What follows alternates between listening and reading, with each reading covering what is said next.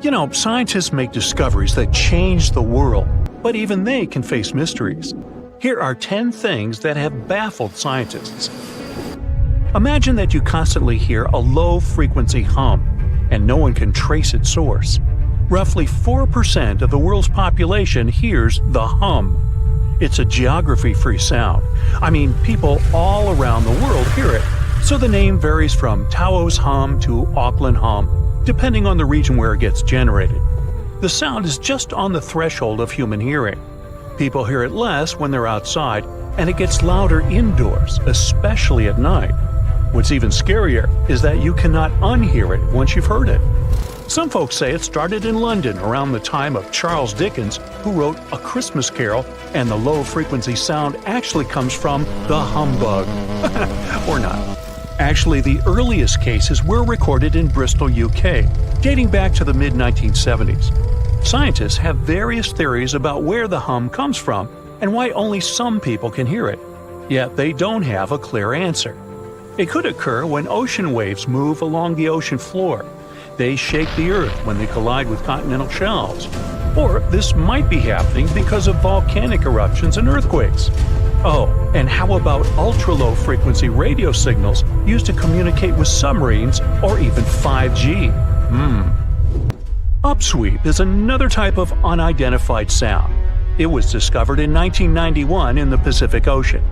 The sound is high enough to be recorded throughout the ocean.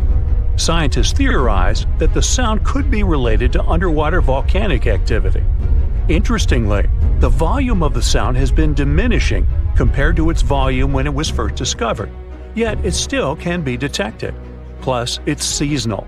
It reaches its highest volume in spring and fall. Is it related to seasonal changes? No one really knows for sure. The next mysterious thing is a cone-shaped monument found in the Sea of Galilee in Israel. This monument was discovered accidentally by sonar scanning in 2003, but the findings were published only in 2013. The monument weighs 60,000 tons. It was once submerged by rising waters. Archaeologists say the monument is enigmatic because they can't figure out where it's from.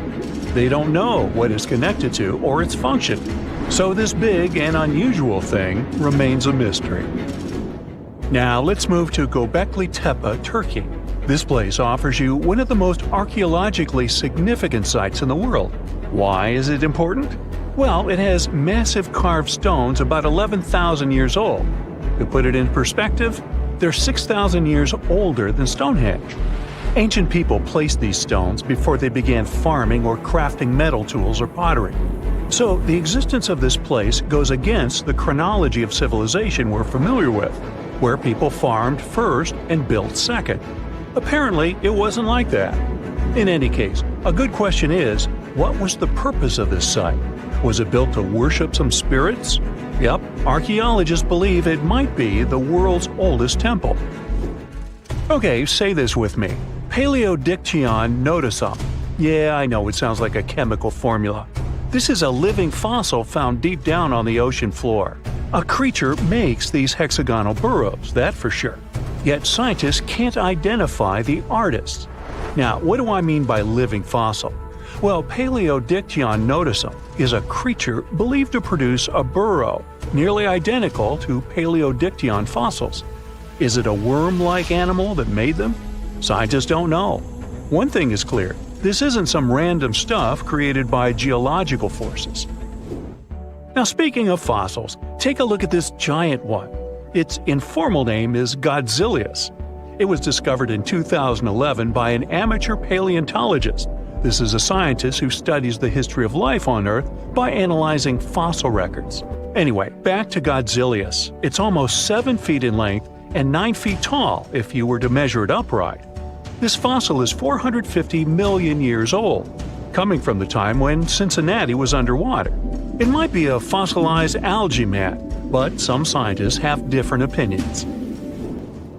This is a massive tunnel found in South America. The tunnel is at least 8,000 to 10,000 years old. At first, researchers discovered a couple of colossal burrows. They were enormous and neatly constructed. Geologists were amazed, saying they had never seen such structures before. there's no known geologic process to explain their formation. I mean, researchers have known about the burrows since the 1930s, but back then they believed that these tunnels were just some sort of archaeological construction, until they discovered huge claw marks on the walls and ceiling. They reasoned that some extinct species could be the ones to have left these marks. Many geologists strongly believe they found the burrows of giant ground sloths and armadillos. The structure is the largest known burrow from the Paleolithic age in the Amazon. Yet experts have many questions. How come such a deliberate-looking structure could form naturally? A researcher then discovered another strange cave. This one was hundreds of miles away from the massive tunnel. Fast forward, there are now more than 1,500 burrows from the Paleolithic age found in Brazil. What's even more interesting is that some of these caves are connected to tunnels that sometimes lead to chambers. I'll continue with a natural phenomenon. What if I told you that every year, especially in October, fireballs appear on the Mekong River in Thailand? According to legends, Naga fireballs are a call for Buddha to return to Earth, and river serpents are the ones making these calls. Well, that's a myth, but what does science say about it? Is it related to a flammable gas? There are no clear answers yet. These fireballs appear to rise from the water. They can go as high as almost 990 feet. They're like fireworks, disappearing rapidly. They typically glow with a reddish or orange color. I'll mention some legends too, because why not? They're thrilling. And it would be a shame not to include the one about the lost city of Atlantis. As you may know, the legend says that Atlantis submerged into the ocean around 11,000 years ago. Since then, not just scientists, but also treasure hunters and philosophers have been searching for the lost world.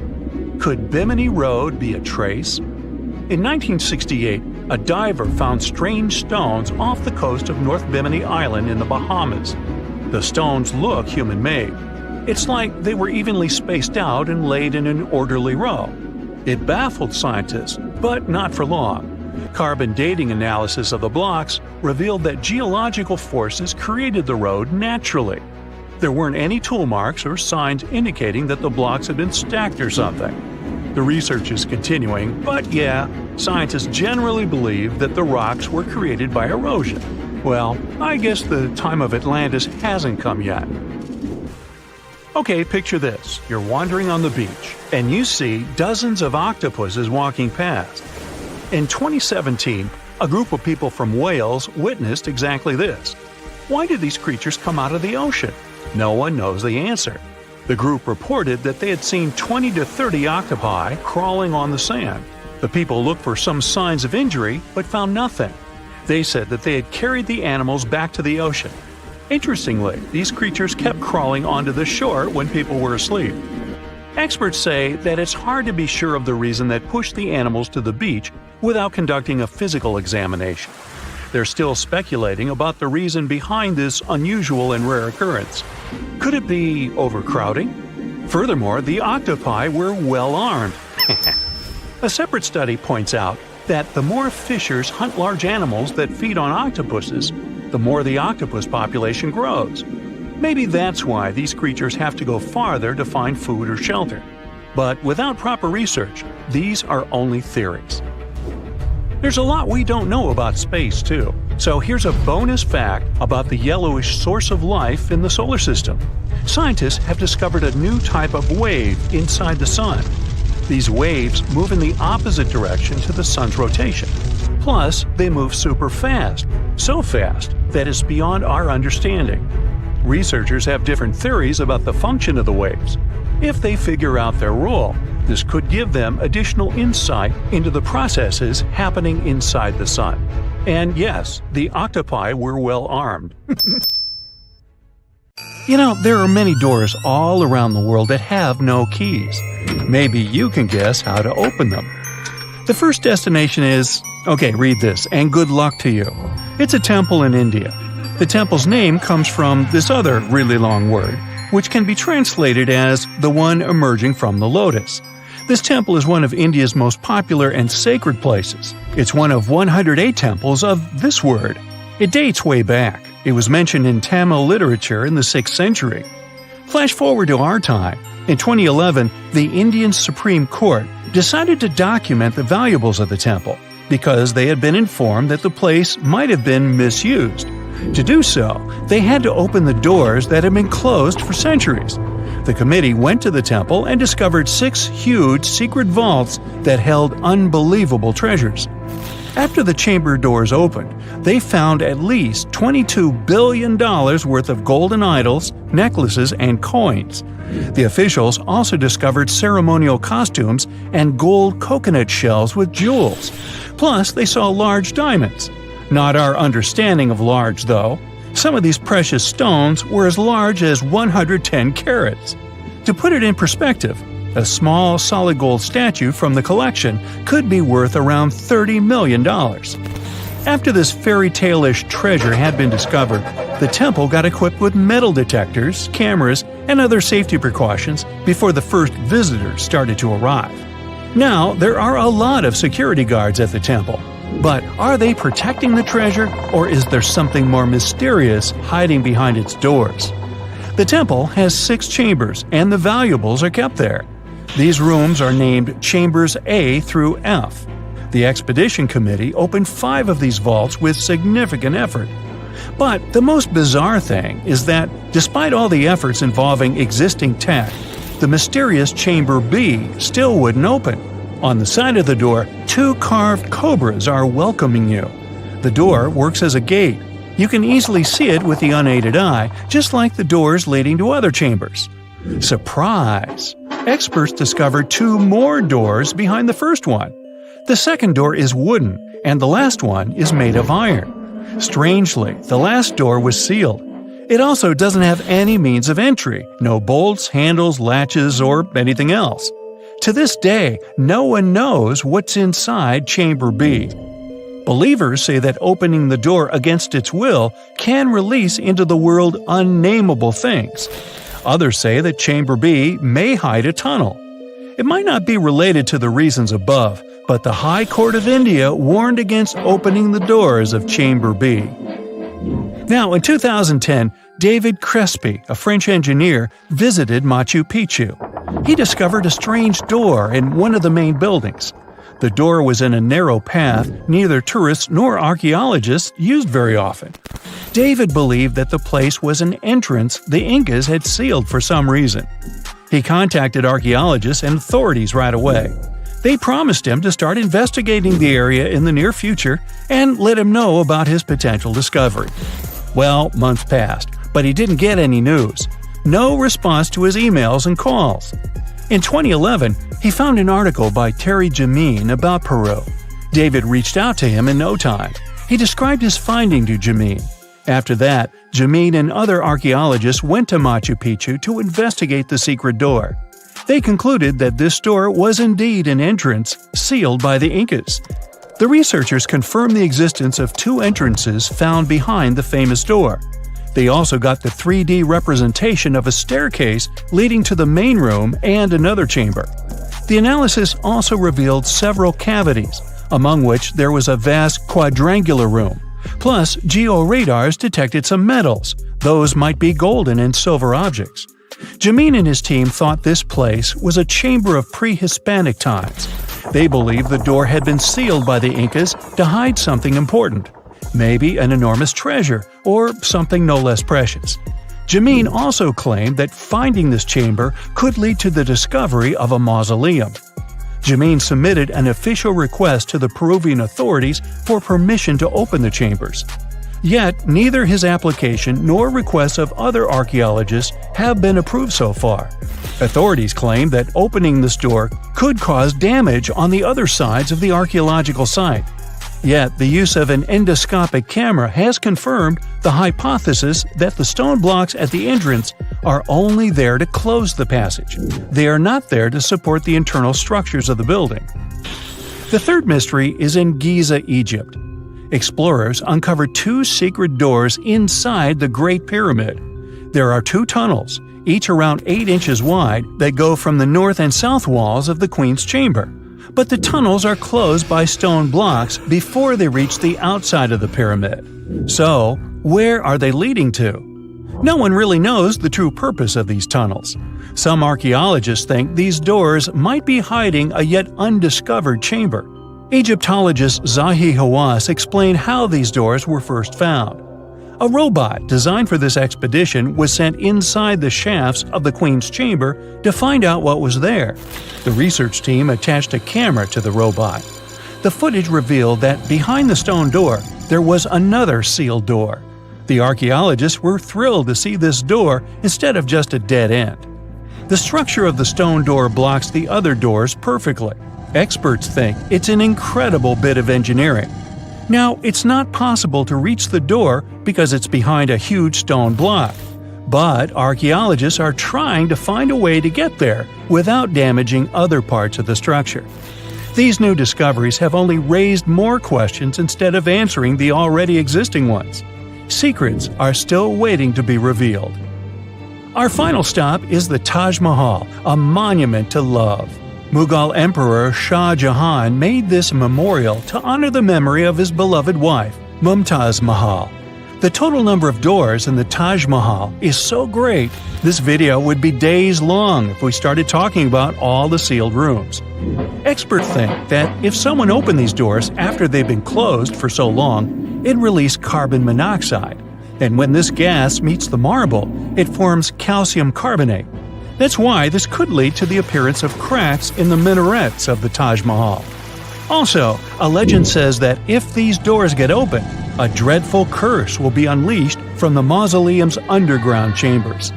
And here's a bonus from Canada: the door of room 873. This is a room at the Fairmont Banff Springs Hotel, which opened in 1888. The story goes like this. Decades ago, someone committed a crime in this room. After the investigation, the hotel administration refurbished the room and rented it out to other travelers. But rumor has it, other guests who stayed in the room later also faced unpleasant situations. They reported hearing strange noises. The TV in the room kept flickering. It's guessed that the door of room 873 was sealed with bricks.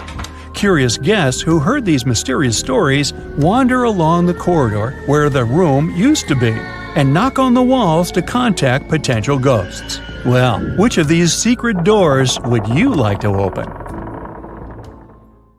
Imagine a place that could literally start at one end, trek over 1,800 miles straight to the west, and still be stuck under that massive canopy. This place is like a haven for all sorts of crazy creatures, hosting around 10% of the world's species. It's always been seen as this wild, untouched paradise where humans haven't messed things up yet. You know, like a glimpse into how the world used to be before we spread like wildfire across every continent, causing chaos everywhere. I'm talking about the Amazon region. That massive jungle turns out to be hiding some seriously cool secrets. For centuries, people have been talking about these lost cities deep within the forest. We're talking about El Dorado, the legendary city of gold that had Spanish explorers going crazy, venturing into uncharted territory, never to return. And even in the 20th century, the adventurous Perry Fawcett went looking for the lost city of Z and disappeared into the jungle, leaving us all hanging. Scientists have actually found evidence that ancient cities did exist in the Amazon. But how did they find these hidden ruins in such a dense and remote forest? Well, they've got this awesome technology called LiDAR. Basically, they hopped into a helicopter and used light-based remote sensing to digitally strip away the canopy and reveal the ancient ruins of a massive urban settlement around Llanos de Mojos in the Bolivian Amazon. The place was once home to the Kasarabi culture, which thrived from 500 to 1400 CE. They had these incredible urban centers with huge platform and pyramid structures. They even had raised causeways connecting different suburban-like settlements spread across miles and miles of land. These guys were seriously ahead of their time, and they had an epic water control and distribution system with reservoirs and canals. So yeah, the Amazon rainforest wasn't just some untouched wilderness. It was actually heavily populated and even urbanized for centuries before recorded history of the region began. But the thing is, a bunch of people turned a blind eye to the fact that there were actually some pretty cool architectural sites lurking around here that totally deserve some exploring. Scientists predict that in the next 10 to 20 years, we're going to uncover a ton of these cities, and some might even be bigger than the ones we're talking about here. Michael Heckenberger, an anthropologist with the University of Florida, points out that we've seen some similar settlement features, like moats and causeways, in other parts of the ancient Amazon. This new research reveals something totally mind-blowing. Past examples of urbanism in the Amazon were more like groups of villages connected together, not quite what we'd call urban. You see, they were missing those fancy larger centers with their grand architecture and stuff. But guess what? Llanos de Mojos has got them. This place is the real deal when it comes to a fully urbanized Amazonian landscape. So, in the Llanos de Mojos region, a bunch of ancient settlements have been found. These were home to the Kasarabi people, who were all about hunting, fishing, and farming maize. We're talking about hundreds of sites, spread across 1,700 square miles. But these sites were so remote and hidden in the tropical forest that it was like trying to find a proverbial needle in a haystack. A team of archaeologists weren't going to let that stop them, though. They decided to take to the skies and use some fancy LiDAR mapping technology. Just imagine an aircraft flying over the area, shooting out a bunch of infrared beams.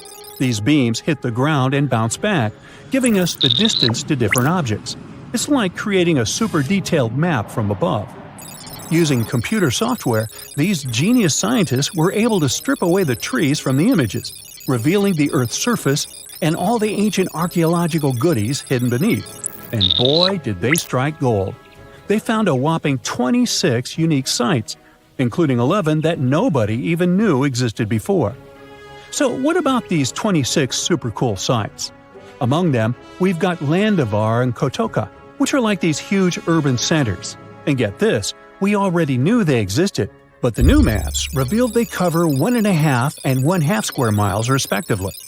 These centers are surrounded by moat and rampart fortifications, like something out of a medieval castle. And they've got all sorts of crazy stuff inside. We're talking artificial terraces, massive earthen platform buildings, and pyramids that reach over 70 feet tall. All these epic buildings are actually facing the north-northwest. It's like they were trying to align themselves with the cosmos or something. This kind of cosmic worldview can be found in other ancient sites in the Amazon too. Now, let's take a bird's-eye view and strip away all those pesky trees. We can see these two centers in all their glory, and they're actually connected to a whole network of settlements through a bunch of causeways. Picture it like spokes on a wheel, stretching out for miles. Canals also stretch out from these main centers and connect to rivers and Laguna San Jose. It's like they had their own water delivery system going on. These ancient guys totally reshaped the whole landscape with their crazy cosmology. The only bummer is that their impressive architecture was made from mud brick. While it looked amazing back then, it just wasn't as durable as the limestone used by the Maya. What happened to the Kasarabi and their settlements is still a big mystery. But based on dating at the sites, it looked like they disappeared around 1400 CE, way before Europeans arrived in the Amazon. One theory is that a massive drought hit the region and messed everything up. The researchers found these massive water reservoirs at various sites, which is pretty interesting, considering how rainy the Amazon is known to be. Who knows if they were for drinking water or farming fish and turtles? But hey, severe droughts have happened in the past, and it only takes a couple of bad harvests to make people pack up and move on. What's even more interesting is that these communities thrived in the same area where this guy Fawcett we mentioned before went missing while searching for his lost city of Z. Maybe he was onto something after all. This is how it was. Fawcett stumbled upon this super cool document called Manuscript 512 at the National Library of Brazil. It's believed to have been written by a Portuguese explorer. Now, according to this document, back in 1753, a group of explorers discovered the remains of an ancient city. It had arches, a statue, and even a temple with hieroglyphs. But the document didn't spill the beans on where this city was located. So Fawcett got all hyped up about finding this city and made it his secondary mission after his main goal of finding something called Z. At one point, he had to come back to Britain to run some errands, but in 1920 he decided to give it another shot. Fawcett went on a personal expedition to find the city, but it was unsuccessful. 5 years later, Fawcett, his son Jack, and their buddy Raleigh Rimmel disappeared in the Mato Grosso jungle. Some researchers think that Fawcett might have been influenced by info he got from indigenous folks about this place called Cujicagú. Turns out Cujicagú was discovered by Westerners in 1925, and it had the ruins of 20 towns and villages. Up to 50,000 people might have lived there. And get this, the discovery of other earthworks in southern Amazonia totally supports Fawcett's theory. In 2005, an American journalist wrote an article about Fawcett's crazy expeditions and discoveries. He called it The Lost City of Z. Catchy, right? Well, in 2009, he turned that article into a book with the same name. And in 2016, the super talented writer-director James Gray made it into a movie. Now, here's where things get a bit sad. The Amazon region is changing rapidly. Farming, ranching, and energy production are changing this incredible place. And guess what? Those untouched areas with ancient relics won't stay untouched for long. It's a race against time to document and preserve what's left of our past before it's lost forever. This just in, the world's oldest pyramid was built during the last ice age. And I'm not even talking about Egypt. I'm saying our ancestors might have spewed a 27,000-year-old pyramid in West Java. Gunung Padang is not exactly shouting pyramid. It's more of a mound with huge scattered stones tossed all over it. But local people seem to revere it, and they have for centuries. It wasn't until recently that the Indonesian authorities decided to excavate a bit deeper to see what all the fuss was about. They ended up finding the remains of a human settlement. It was rather unexpected, since the mound is pretty high up. This excavation could only prove there were humans in the area as far back as 45 BCE, which sounds reasonable. It was up to an Indonesian geologist named Donnie Hillman to prove that Gunung Padang is the world's first pyramid. He used all sorts of new technology to support his claim. Our guy used carbon dating, which digs deep into the earth and takes whole chunks of soil. He found layers and layers of constructions, like he was digging up Rome and finding ancient buildings buried in the ground. His research proved that there had been caverns and even rooms down there, which could only mean one thing: humans. As for the rocks located up in the mound, they were most likely strategically placed by the people who lived there back in the day. They needed a place to meditate, so they arranged things in a harmonious way. Their smooth surfaces wouldn't be the result of years of erosion, but the works of great sculptures, the Michelangelos of their day, let's say. If this is all for real, then human civilizations began way before we think they did. Our ancestors, the Paleolithic humans, didn't have what it took to be considered a civilization, especially not the tools and knowledge to build pyramids. They needed a lot of masonry skills, which weren't all that available during the last ice age. His peers don't share this view, though. They could believe Hillman's theory if he had found evidence such as charcoal and bone fragments, but he didn't. Flint Dibble, another archaeologist, says that without concrete evidence of human activity, there's no proof of an actual pyramid. In this case, all the data proves is that the soil in the mound dates back to 27,000 years ago. He thinks the rocks on top of the mound just slipped down the hill, like rocks normally do.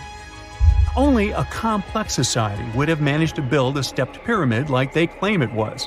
But according to Bill Farley, an American archaeologist, there's just no reason to believe there were any settlements in Indonesia during the last ice age. Now, just so you know, the oldest known ancient society with this kind of knowledge is probably 11,000 years old and used to occupy the region of modern-day Turkey. Take a look, Turkey's Göbekli Tepe. It's also not a pyramid, but it's the oldest monolithic construction made by humans. Back in the Neolithic period, a lot of people settled there, and there are proofs for it. For example, the walls there are covered in ancient drawings of clothing and wild animals. Until recently, the title of the world's oldest pyramid went to a three-sided construction known as the Djoser Pyramid in Egypt. Djoser is located just a few miles south of the Giza complex in a town called Saqqara. It made its way to popular culture more than once. In the 18th century, it became a common feature in European paintings. Young men from the cultural elite did a grand tour around the world, and Saqqara was at the top of their list. It was also featured in the video game Assassin's Creed, with a digital representation way more accurate than many historical drawings of the thing. That was kind of a big deal in ancient Egypt, to build pyramids for kings to spend their afterlives. And if you thought the Khufu pyramid was the oldest one in the world, well, Djoser was built 70 years ahead of that time.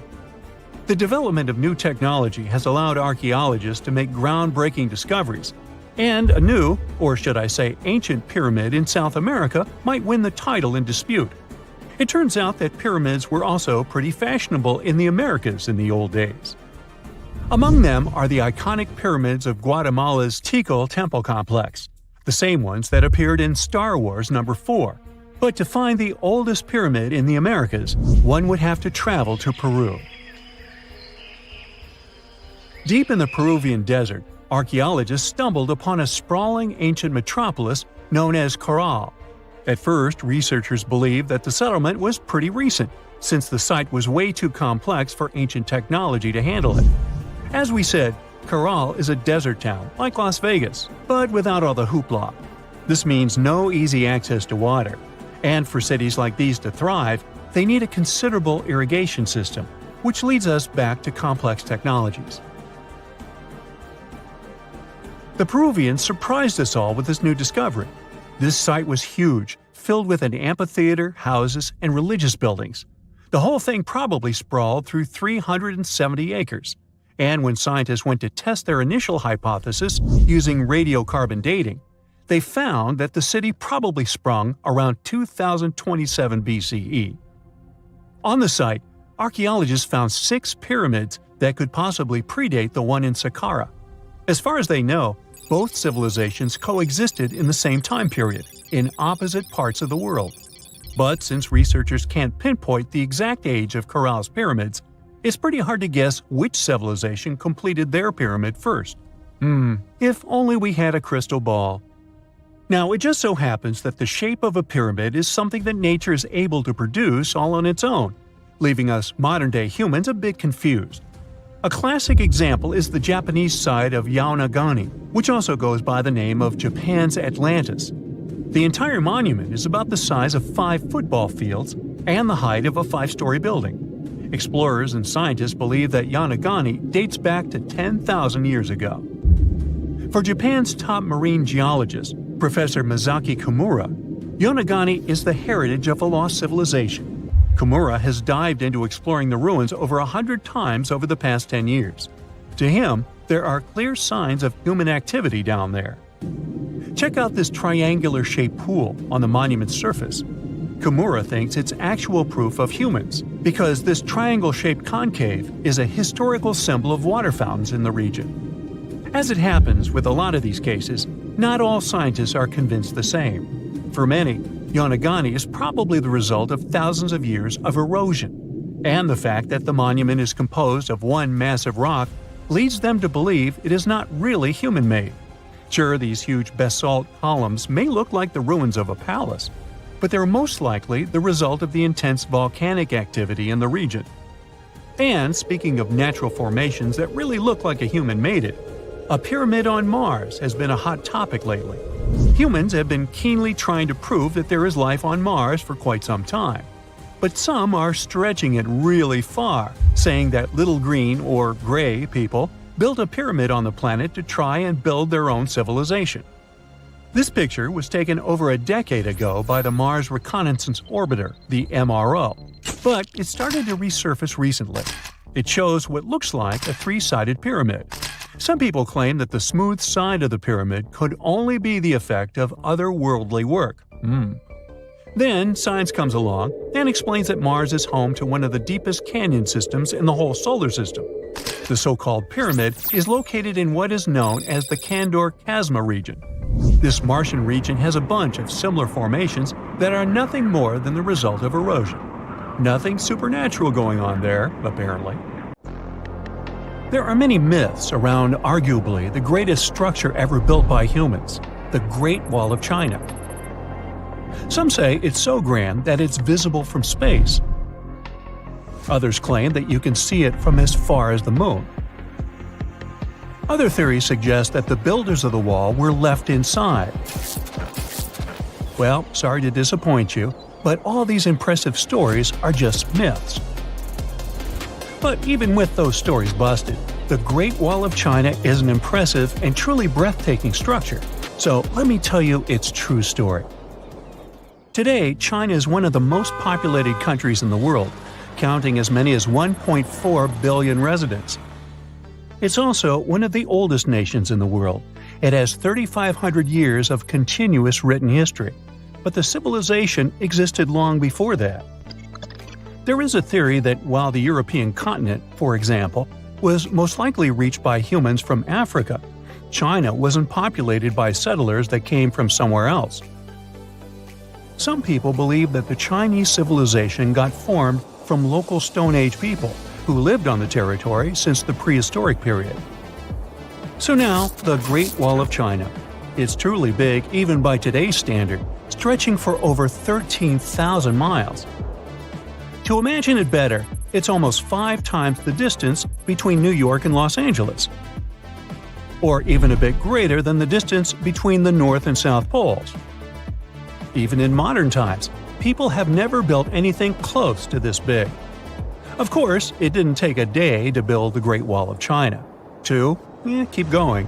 In fact, the wall was being built for centuries. Maybe you know that ancient cities had walls around them to protect themselves from invaders. Yes, Chinese cities had them too. The first Chinese emperor united the country in 220 BCE and got a brilliant but very ambitious idea to turn all city walls into one big wall that would defend the country's border against attacks from the north. A trusted general directed the construction, enrolling a big group of workers, soldiers, commoners, and convicts. Back then, the wall was built of rammed earth and wood. In some places that were strategically important, the sections of the wall overlapped to provide maximum security. The walls were around 26 feet high on average. But the Great Wall didn't yet look like the construction we know today. Every next emperor would pick up the big wall project, strengthening and extending it, repairing, but also modernizing construction techniques. Some used bricks to build it. Others moved on to granite and marble blocks. Watchtowers and platforms weren't there from the beginning as well. They were added by Ming emperors. The watchtowers made it possible to communicate with other parts of the wall through smoke and fire messages. So, the wall is quite inconsistent in terms of material, but it only adds more charm to the construction and shows how much effort and time it took. The reasons why some parts of the wall have been standing for centuries and are still in good condition is glutinous rice flour. Turns out, this sticky rice mortar is almost like cement.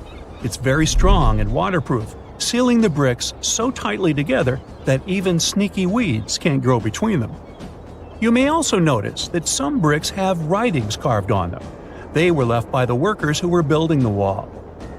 The purpose of those writings is quality assurance. They contain such information as location, quantity, and responsible officials. So, in the case of some problems with the quality of materials or constructions, it would be known who should be held accountable for it. Recently, a research group has looked through official historical documents of the Ming Dynasty that ruled China from the 14th to the 17th centuries. They came across records of secret doors in the Great Wall, so they decided to find them.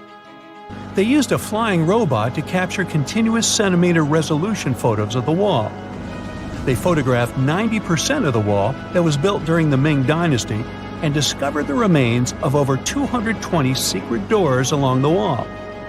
Some of them have a specific width and height that allows only one person to go through. Others are large enough to allow 2 horses to pass at the same time. Why are the doors there? Well, the Great Wall's main goal was to protect the country from the enemy.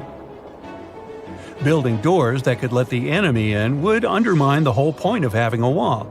So, of course, the doors were secret passages. They perfectly matched the surroundings topographically, and the exit on the outside was camouflaged with bricks so that it was almost completely indistinguishable from the brick wall. The wall was never just a defensive wall, and it was never completely closed. It could be opened on demand. It was also a structure used for trade and commerce, communication between inside and outside the wall, and of course, for defense and spying. Some doors were used for trade with the other side. Through smaller doors, a person would sneak out to spy on the enemy that lived on the other side. The hidden gates were also useful for a sudden attack. As you remember, some gates were camouflaged with brick on the outside.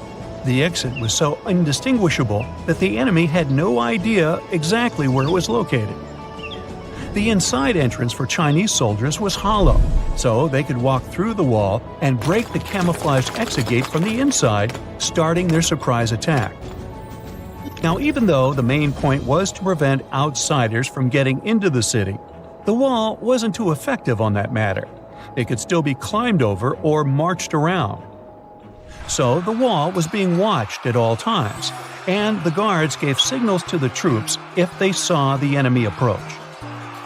Also, the wall provided more time to mobilize and bulk up the country's forces or lure the enemy troops into a difficult strategic position. The construction stopped at the end of the 19th century. The wall lost its strategic and military importance due to technological advances. Over the centuries to today, only 8% of the Great Wall is in good condition, and the rest is damaged. Also, around 1/3 of the wall has disappeared without a trace, due to both natural erosion and human damage. I guess you could say it's now just a pretty good wall. As you remember, the first parts of the wall were built out of rammed earth and wood. These are not the most unfailing materials if we're talking about thousands of years. Also, destructive farming methods have turned large areas into a desert and contributed to erosion. Also, many bricks were taken away from the wall in the last century to be used in building farms and houses. The wall is being deconstructed stone by stone even today, but this time by tourists. Quite a few of them take a stone as a souvenir. That's a total of a lot of stones, considering that over 10 million tourists visit the Great Wall every year. Since 1987, the wall has been a UNESCO World Heritage Site, highlighting that it has an outstanding importance to humanity. The wall is one of China's 56 World Heritage Sites, second place among countries with landmarks protected by UNESCO. Who's first, you ask? Well, the top spot, with 58 World Heritage Sites, belongs to Italy. And do you know that the wall isn't only a famous tourist attraction, but also the location of the Great Wall Marathon? It's a marathon that was established in 1999 and is one of the most challenging ones in the world. You guessed right, people run along the wall, including all the steps. There are 3 distances, so that participants can run a full marathon that is 26 miles, a half marathon that's 13 miles, or just have a fun run of 5 miles. There are countless doors all over the world that haven't been opened for decades, and even centuries. The question is why? It seems that nowadays you can open any door you want. The truth is that some doors were sealed for a grave reason. And so far, nobody has found out what treasures and mysteries they hide. Here are 4 doors that keep their secrets all too well. The Taj Mahal. First up, we've got the Taj Mahal in India, one of the most romantic places in the world. Shah Jahan commissioned it in 1631 and dedicated it to his 3rd wife, who he loved like crazy. They were married for 19 years and had a whopping 14 kids together. But unfortunately, she passed away while giving birth to their last baby. Shah Jahan was heartbroken and decided to build an epic tomb to remember her by. The construction took a whopping 20 years to finish. The building has quite an interesting layout. The design is super unusual with these 4 massive, 130-foot tall minarets that stand on the corners of a huge platform. They're not just there for looks. Back in the 17th century, architects were having some serious issues with buildings collapsing under their own weight. So, the chief architect of the Taj Mahal made sure to place those minarets as far away from the tomb as possible. And he even tilted them in a way so that if they did fall, they wouldn't wreck the rest of the Taj Mahal. Talk about planning ahead. The Taj Mahal is hiding some crazy secrets. There are sealed rooms all over the place that nobody is allowed to enter. And if you check out photos of the building from the riverside, you can spot 2 basements. But guess what? They're sealed up too. Nobody knows what's inside or why they've been locked up since the time of Shah Jahan. Apparently, there's a good reason why those rooms are off limits. Some researchers think that they were built using marble, which turns into a different substance called calcium carbonate if it's exposed to carbon dioxide. And when that happens, little bits of marble start chipping off like crazy. To make matters worse, there's no air flowing into these rooms. That means that if too much CO2 builds up in the basement, the 4 minarets could collapse. But wait, there's more. Some people think that the body of Shah Jahan's wife can be found in one of these sealed-up rooms in pristine condition. Why not? Who knows what the mysterious rooms might keep? The Great Sphinx of Giza. The Great Sphinx of Giza is shrouded in mystery. It's not just the largest monolith statue in the world, but it's also a hybrid creature with a woman's head and a lion's body that originates from Egyptian and Greek mythology. It's also very ancient. It's estimated to be around 4,500 years old. The construction of this marvel took about 3 years and required 100 workers who were not slaves and were treated with delicacies like sheep and goat meat. It is also thought that it used to be much more massive than it is now. Archaeologists found huge stone blocks and abandoned toolkits near the site. However, the real secrets of the Sphinx lie underground, near its paws. A group of scientists used a seismograph to detect 2 hidden chambers beneath the Sphinx's paws. Some people think that these rooms might be the legendary Hall of Records, which holds ancient scrolls revealing the secrets of the universe. I mean, that's way cooler than any library I've ever been to. Rumor has it that the Egyptians even had info on Atlantis stashed down there, which is like a super old version of a conspiracy theory. Unfortunately, we can't go on an adventure to check it out just yet. The chambers presumably have 2 entrances, but both remain sealed. The researchers haven't yet received the green light to check out their theory. Let's hope they won't keep us in suspense forever. Sri Padmanabhaswamy Temple. This temple is located in the beautiful state of Kerala in India. This temple is famous for more than just its breathtaking beauty. Underneath the temple there are 6 vaults, creatively named A, B, C, D, E, and F. The enormous iron doors to these chambers add to the mystery of what's behind them. A few years back, the authorities decided to open these vaults to the world, but it wasn't an easy task. You can't just open the doors and enter the vaults. It required a lot of work. It took them a while, but finally, in 2011, they opened 5 of the 6 chambers. And guess what they found? Tons of treasure. Bags of gold, precious gemstones, and priceless diamond jewelry. The estimated worth of everything found in the vaults is a whopping $1 trillion.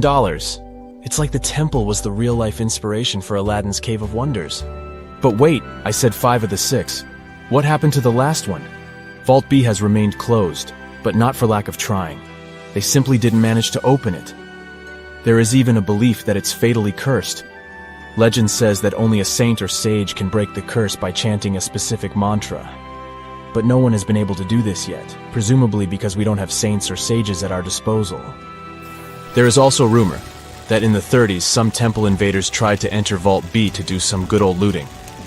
But they never reached their target.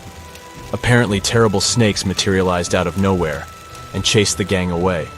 But of course, this is just an urban legend, and there is not proof of that. However, it is said that the Auditor General dealing with the temple claimed that Vault B had been opened at least 7 times since 1990, and nothing bad happened to anyone who entered. Who knows? Maybe we should send Indiana Jones to check it out. The First Emperor's Tomb. Deep under a hill, completely undisturbed and surrounded by dangerous traps, lies an ancient 2,000-year-old tomb. It belongs to Qin Shi Huang, the first emperor of China. He was born in the Qin state and became king when he was just a boy. But when he grew up and gained full power, he united the warring states ancient China was divided into by conquering them. After that, he created the Qin dynasty. When he died in 210 BCE, they buried him deep underground in a massive tomb. And when I say massive, I mean massive! Back in 1974, some farmers in Xi'an, China, stumbled upon something strange while digging a well, a huge terracotta soldier. This discovery led to an extensive archaeological dig that has continued for over 40 years, revealing a collection of thousands of clay soldiers. The unique thing about these soldiers is that each one has its own unique features, from hairstyles to facial expressions. It's believed that there could be up to 8,000 of these soldiers, but only 2,000 have been found so far. Interestingly, the central tomb, which is believed to be the resting place of the emperor, is still untouched. In ancient records, there are references to a vast underground city that the emperor built, complete with scenic towers, palaces, and whatnot. Sima Qian, a Han Dynasty historian, wrote that the tomb was adorned with treasures and had space for hundreds of officials, but the lack of technology to properly examine the site is what's holding things up. Qin Shi Huang was surrounded by liquid mercury in his tomb, with two of the streams representing the major rivers of China, Yellow River and Yangtze. The ancient Chinese believed that mercury could provide immortality, but it could have also caused the emperor's death since he regularly took mercury pills to prolong his life. The dangerous levels of mercury contamination in the soil near the tomb are the main reason why scientists are reluctant to explore it. It could be very dangerous both for people and for the environment. Now, if I had to choose which door to open, I'd probably go for the one that doesn't lead to a tomb surrounded by poisonous mercury. Call me crazy, but I'd like to avoid any potential health hazards. Now, how about some surreal hidden places to check out? Grab a flashlight and your backpack, and bon voyage!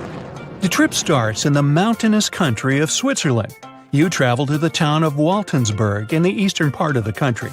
It's raining and it's very cold, but you still make your way to the bottom part of a mountain, where your first adventure awaits.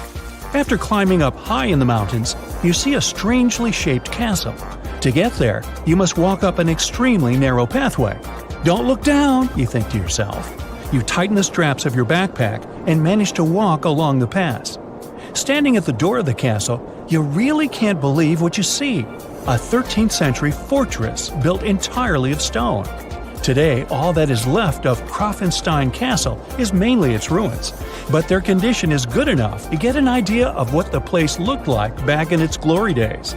You take your time to explore the castle inside, but honestly, this place gives you the chills and you're ready to move on. The next place on the list is Turkey. A plane and then a car ride later, you arrive in the city of Çorum in the northern part of the country. On the outskirts of Çorum, you find a valley filled with old, overgrown mountains and see the beginning of the trail you're about to hike. The way is extremely steep, but it leads to a secret door carved in the mountain. Congratulations! You've just arrived at Kapilikaya. The huge door is a massive arched stone that blocks the entrance to a hidden building. Experts think it has existed since the 2nd century BCE. Unfortunately, the huge door won't open, so what's hidden inside is a mystery today. It's guessed that there is a room inside. Some locals say there's a treasure hidden there too, but until today, no one has managed to enter the place to check. Okay, it's time to get moving before night falls. Next, you get the unique opportunity to travel to Ethiopia. Wandering around the city of Lalibela, you stumble upon a huge pit carved in the ground. You approach it carefully, and soon enough, you see a magnificent terracotta building, so richly detailed it leaves you mesmerized. But that's not all. There are 10 other pits just like this one, hiding King Lalibela's 12th century buildings. All 11 constructions are different from one another, yet share a similar recognizable style. They were hand-carved over the span of 24 years, only with the help of chisels, which is unbelievable given that these buildings are up to 50 feet high. That's about as tall as 5 African elephants stacked on top of each other, if you could do that. This unconventional way of construction made them entirely monolithic, meaning they were carved out of just one gigantic piece of rock. Pretty impressive, huh? Once you leave Ethiopia, you grab a flight to southern Italy, right there on the tip of the boot. No hiking is needed here. Whew! Your friend takes you to a site called Sassi di Matera. It's a Paleolithic city carved in the slope of a steep hill. You might feel like you've traveled in time here, as local stone houses and ancient buildings are unlike anything you've ever seen before. The site, also known as Dessassi, is suspected to be one of the first human settlements in Italy, dating back to over 9,000 years ago. Wandering around the town, you might get invited inside one of the cave-like houses. Oh, and as weird as it may sound, some of the streets run on top of people's homes. Talk about Paleolithic urban planning. You're probably becoming an expert on rock-cut architecture by now, but there are still a few sites left on your list. Next off, you head to Slovenia to visit the world's largest cave castle. This medieval castle was built on top of a 400-foot-high cliff and was designed to be impenetrable. Luckily for you, security is much more relaxed today. Still, if you're looking for a more challenging and less touristy way inside, you can get into the castle through one of its many underground tunnels. They were built over 800 years ago for the owner of the castle. He needed secret passageways to sneak supplies. Today, Pajama Castle is both enchanting and mysterious. I'd say it depends on whether it's a warm sunny day or a cold stormy night. After this medieval experience, you head on to visit Petra, a magnificent Jordanian monument found in the middle of the desert. To get around here, you'll need a large supply of water and sunscreen because it's going to get hot. But this site is worth it. The city of Petra is a marvel of the ancient world. Back in the 4th century BCE, this region was a trading hub at the crossroads of commercial routes. Petra was a wealthy city, home to the Nabateans, an Arab Bedouin tribe that thrived in the region for many years. The rock-carved gate-like structure Petra is famous for is called the Pharaoh's Treasure. It stands at the main entrance to the site and is said to have a treasure hidden inside. You might feel tempted to check it out for yourself, but that's an adventure for another trip. For now, you hop on another plane ride, this time to the Americas. First, you visit the USA, more specifically, the mountainous state of Colorado. You make your way to Mesa Verde National Park. There, in between the greenery and abundant vegetation, you'll find over 600 dwellings built in the cave beneath the cliff, carved deep into the mountainside. This ancient village is now considered a heritage site. The local Puebloan tribe built it back in the 1190s. One of its main buildings is called the Cliff Palace. It's a multi-story construction built from sandstone and mud mortar. The palace alone housed over 150 rooms. If you're feeling sporty, you might want to visit the Balcony House. To get there, you'll have to climb a 32-foot ladder. You'll get to see a mid-sized village of 38 rooms, including 2 kivas. Those are traditional chambers that were built by the Puebloans for ceremonial purposes. Still, in the U.S., you make your way to the hills of South Dakota. You're there to visit one of the world's most impressive human-made sculptures on Mount Rushmore. What's so mysterious about this place, you might ask? Well, during Mount Rushmore's construction, a 70-foot-long secret tunnel was built behind the head of Abraham Lincoln.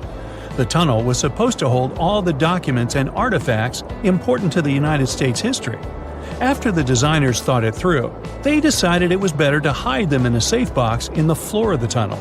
The box holds the history of how Mount Rushmore came to be carved, as well as a brief history of the U.S. and the 4 presidents depicted on the mountain. Amazing, right? Now, you're headed down to Machu Picchu, a South American site hidden between the Peruvian mountains. Machu Picchu itself is already a mystery.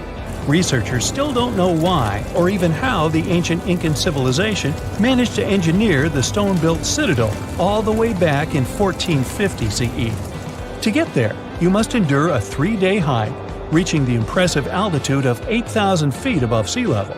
Or you can get a train, but that's no fun, right? You're here to check on a relatively new discovery. Back in 2010, French engineer David Crespi was taking measurements of the Inca ruins when he noticed a door he had never seen before. It was sealed off by stones. He went back to the site a few months later with an electromagnetic scanner. The scanner, which could detect objects behind walls, showed there were copious quantities of metals behind that sealed door. The researcher contacted the Peruvian authorities requesting to remove the rocks, but they didn't authorize it. As of today, the door is still locked. Whew, this trip was long, wasn't it? Make sure to get some rest, Indiana Jones. Imagine discovering an ancient city without leaving the comfort of your home. In 1963, a man in the Nevşehir province of Turkey did exactly that. He was renovating his house. He knocked down a wall in his basement and found a mysterious room. He continued digging and saw a tunnel. This is how Derinkuyu underground city was found. Derinkuyu is one of the deepest multi-level underground settlements of Cappadocia and in all of Turkey. This engineering masterpiece has 8 levels. The inhabitants living on those floors had access to cellars, storage areas, chapels, a school, a study room, and other structures. All floors are connected by an extensive network of tunnels. It's believed that the underground city was built as a shelter. You can't see the construction from the outside. Its depth is approximately 279 feet. The complex was large enough to shelter about 20,000 people, plus their livestock and food supplies. There's also a 180-foot ventilation shaft. People used it both for ventilation and as a well. The well supplied water both to the villagers living on the surface and to those hiding in the underground city. Interestingly, those living on the bottom levels were able to cut off the water supply for the upper and ground levels. This kept the water safe from potential poisoning. The place was designed for protection. The tunnels could be blocked from the inside with huge round rolling stone doors. The passageways were extremely narrow. Potential invaders had to enter the tunnels one at a time. Seems like they thought of everything in the 7th century BCE. Archaeologists believed the Phrygians were the ones who first built the levels. After them, the structure was used and enhanced in Roman times. This was when the chapels were added. The golden time of Derinkuyu, however, was during the Byzantine era. But how did these people manage to create such tunnels? Well, the rock they carved them into wasn't usual. It was soft volcanic rock. It appeared due to a geological process that began millions of years ago. Volcanic eruptions covered the area in thick ash. It then solidified into this soft rock. When the natural forces of wind and water eroded softer parts, only hard elements remained. Fun fact, fairy chimneys are also made of intricately shaped volcanic soft rock, but they formed naturally without any human intervention. I'm still in Turkey, but this time, my destination is Çanakkale, where a myth came to life. For 3,000 years, people believed that Homer's Iliad was fiction and that Troy never existed. In 1863, everything changed. Expatriate Frank Calvert discovered ancient ruins in western Turkey. He was convinced they belonged to the ancient city of Troy. Heinrich Schliemann examined this area in 1868. That's when Troy saw sunlight again after all those centuries. Troy has complex layers. Over the years, 9 ancient cities were built on top of one another. Historians say that the area was strategically located between Europe and Asia, so it became a prosperous trade and cultural center. This strategic position made Troy attractive throughout history. After the Trojan conflict, the city was abandoned between the years 1100 to 700 BCE. Then Greek settlers rediscovered the area, and Alexander the Great ruled there. The Romans then invaded the city. Speaking of this event, the first thing you would see when visiting the site is a replica of the wooden Trojan horse from a movie shot in 2004. The next stop is Lothal. In the 1950s, Lothal and several other Harappan sites were discovered in India. These new provinces extended the boundaries of the Indus Valley civilization. Lothal was an important part of the Harappan civilization. It had vast cotton and rice fields. Plus, it had a bead-making factory. Beads were made from semi-precious stones, like agate. Many of these beads were later found in Mesopotamia, which serves as evidence that Lothal was a thriving trading port. Archaeologists believe that the city was part of an ancient trade route. Traces of agriculture? Check. Traces of trade? Check. What else? The remains of residential buildings, streets, bathing pavements, and drains. Some real city planning, and impressive examples of early urbanization. The town was well constructed. There were modern houses. Some of them had 6 rooms. bathrooms, a large courtyard, and even a veranda. Lothal also had the world's oldest known dock. It linked the city with the Sabarmati River and the trade route. The ancient Mayan city of Calakmul is located in southern Mexico in the tropical forest of the Tierras Bajas. From 500 CE to 800 CE, Calakmul was home to over 50,000 people. There was a central plaza surrounded by outer districts. And if we count both the inhabitants of all those outer areas and those who lived in the center, Calakmul had a population of more than 1.5 million people. It was a city that was habitable for 12 centuries. It's believed that the place had more constructions than any other excavated Maya settlements in the region. After 1000 CE, the Maya civilization there faced a downfall. The settlement that was once the center of Mesoamerica was almost completely abandoned. The ancient city was at the heart of the second largest tropical forest in America. The site is well preserved, so today, if you were to visit it, you would be able to picture what life looked like in ancient Mayan times. The city remains include architectural complexes and sculpted monuments, defensive systems, quarries, water management features, agricultural terraces, massive temple pyramids, and palaces, not to mention a variety of body ornaments and other accompanying objects. It proves that complex state-organized societies lived in this tropical forest. The Mayans depicted nature in their paintings, pottery, sculptures, rituals, and even food.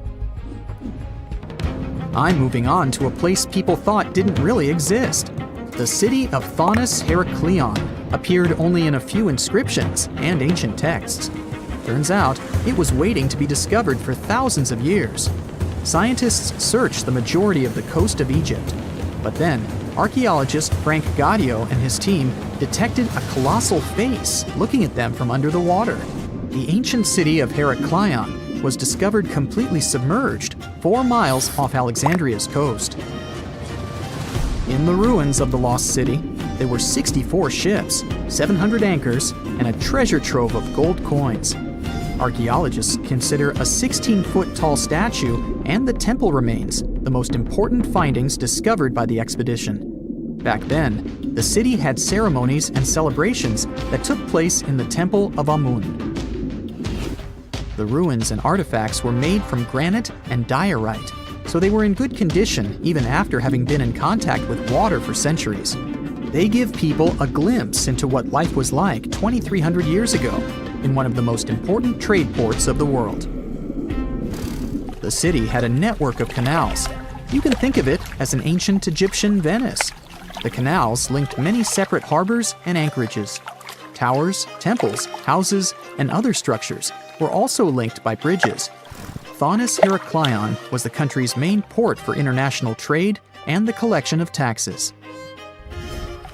No one really knows how the city ended up submerged, but archaeologists connect it with natural causes. At the end of the 2nd century BCE, most probably after a flood, Heracleion got covered with water. Then, Alexandria, the city founded by Alexander the Great, became more glorious than Heracleion. Before Alexandria's fame, Heracleion was the main port of entry to Egypt. So, after the disaster, many ships heading for Heracleion had to change their route and go to Alexandria. Heracleion lost its glory until its rediscovery in 1933. Mesa Verde is an American national park in Colorado. The park is the largest archaeological preserve in the U.S., with more than 5,000 sites, including 600 cliff dwellings. Mesa Verde means green table in Spanish. The name comes from the shape of the mountains in the area, with flat tops and steep sides. The park is an ancestral Puebloan archaeological site. Starting from 7500 BCE, a group of nomadic Paleo-Indians seasonally lived in Mesa Verde. They were hunters, gatherers, and crop farmers. They built the first pueblos in the region. By the end of the 12th century, the Mesa Verdeans began constructing massive cliff dwellings, which are now the best-known structures in the park.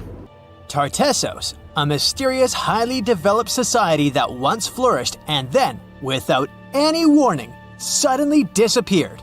Moreover, before they were completely gone, they performed some strange rituals, as if they were trying to save themselves from something.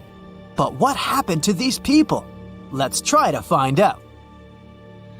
Let's go to the southwest of Spain, to about 2,500 years ago. Once, there was a beautiful city here, a trade center of Tartessos. Imagine the temple in the middle of a deserted town. A breathtaking, monumental two-story building. There's a thick smell of frying meat in the air, and the smoke from its frying rises high into the sky, covering the patterns of the sanctuary. The sun has already set, and it's time to prepare for the ritual. We enter the ancient monumental hall. Inside, hundreds of people gather around a long wooden table lined with delicate ceramics and bronze bowls. They feast and drink. These people have much more fun than the animals outside the building. These animals are being prepared for the ritual. Horses, cows, pigs, donkeys, even dogs. All of them were brought here to appease the deities. And what happens after the ritual itself is even crazier. At the end of the ceremony, people take torches and set fire to the whole building. Everything turns to ashes and coals, and when the last embers fade away, they take shovels and begin to bury this place.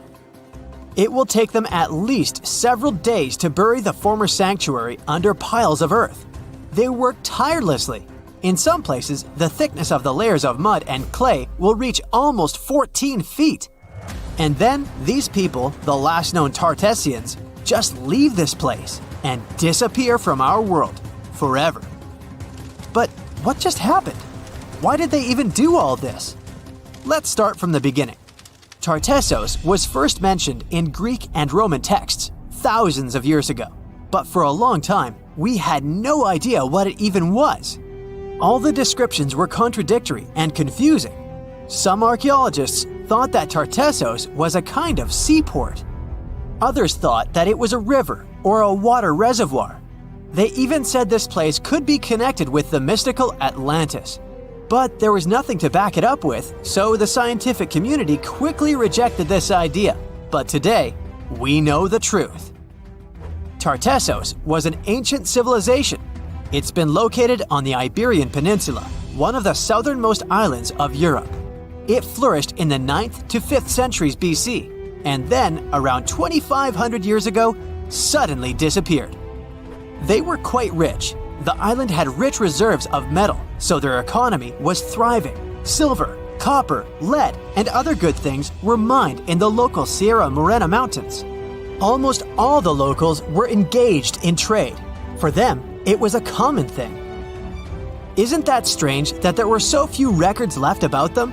And not so many monuments of their culture have survived to this day. In total, throughout Spain, scientists were able to collect around 20 archaeological finds related to Tartessos. 3 of them were excavated in the Guadiana Valley: Canto Roano, Casas del Turrunuelo, and La Mata. Let's start with the first one. Canto Roano was discovered in 1978. This find was one of the most significant pieces of the puzzle. This is one of the most beautifully preserved structures of the Tartessian civilization. Not only the walls have survived to this day, but so did the altar, the moat, and even several artifacts. For example, some jewelry and wine glasses. It was a square building surrounded by a deep moat filled with water. And, to be honest, we still don't know its exact purpose. We only assume that it could be an ancient temple. Some rituals were carried out there. For instance, they would set fire to the temple and cover it with thick layers of sand and clay. They even left some expensive artifacts inside, tools, gold jewelry, and so on. Moving on to the next find. Casas del Turrunuelo is one of the best preserved buildings in the entire Western Mediterranean. We only discovered it a couple of years ago, back in 2015. And it hasn't been studied that well yet. But we already know that this place is also pretty weird. Casas del Turrunuelo was a very rich building. It wasn't just some kind of temporary camp. it was a place of monumental, impressive architecture. Massive staircases, vaulted ceilings, luxurious materials brought from all over the Mediterranean, and the latest construction technologies. It was supposed to be a place of power, maybe even something like a palace. And yep, it also became the venue for the rituals. It's unclear whether the locals intended to destroy this beautiful place from the very beginning, but this is where they performed the greatest ritual in the area. This ritual involved more than 50 animals, including the most valuable ones, horses. It was their only means of transportation. The fact that these people gave away their horses may indicate that they planned to stay here for some time. Perhaps they hoped to appease the deities and settle on local lands. The ritual was carried out exactly as they intended. And just like Cancho Ruano, this place was also set on fire. When the ritual ended, the locals buried this place and left, disappearing into the countryside of the Iberian Peninsula. Now it's an abandoned and quiet place. Just like Cancho Ruano, it's been standing here untouched for more than 2,000 years. The last find is La Mata, which was discovered much earlier than the other two, back in 1930. The resemblance between all of them was striking. La Mata had the same fate. It was burned and forgotten for centuries. All of this is very strange and mysterious. It seems like the locals were fleeing from something. Perhaps something happened that made them start building these banquet halls and arranging large-scale rituals. They thought that their deities turned away from them and tried to appease them. But unfortunately, it didn't work. As a result, they were forced to leave their temples and soon disappeared altogether forever. And by the way, why did they disappear at all? Well, this is another mystery of this civilization. One of the most important questions is, did they know that they were going to disappear? Or was it something unexpected? Did they suffer some kind of sudden catastrophe from which they were trying to escape? Or something else? Scientists have several theories on this. The first theory says that there may have been several major earthquakes and subsequent tsunamis in this region. These natural disasters destroyed local settlements and severely demoralized the survivors. Perhaps they were looking for salvation from this. Another theory is that there were some problems with trading. Since they were rich in metal and lived off their economy, any problems in it could lead to big troubles. If they had some kind of mining crisis, then relations between different nations could worsen greatly, and things could get pretty nasty. The truth probably lies somewhere in the middle. The most current theory says that around the 6th century BC, a large-scale tsunami hit the port. This greatly damaged the economy, which worsened the relationship between Tartessos and its neighbors. In any case, this seems to be speculation. This place is like a dream come true for archaeologists. It stores a huge amount of information and secrets that we have yet to unravel. The Tartessians had no idea that by burying their artifacts, they were making a real gift to the scientists of the future. And while scientists continue to study them, we can check out the stuff they have already discovered. History lovers can see Tartessian tools, horse figurines, and decorated ivory in the Archaeological Museum of Badajoz. Let's hope that in the future, scientists will learn more interesting things about this civilization, and we'll finally find out what happened to them. It used to be one of the most prosperous ancient cities. It had features that were unthinkable for other locations during the Bronze Age, like water systems and intricate architecture. Yet somehow, it didn't become famous. What's even more mysterious is that at some point, it became abandoned. Mohenjo-Daro was a thriving city during the Indus Valley Civilization in the Bronze Age. It had a population of at least 40,000 people.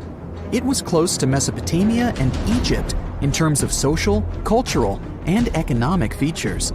Despite this, it's lesser known than the more famous cities in these regions, like Babylon or Memphis.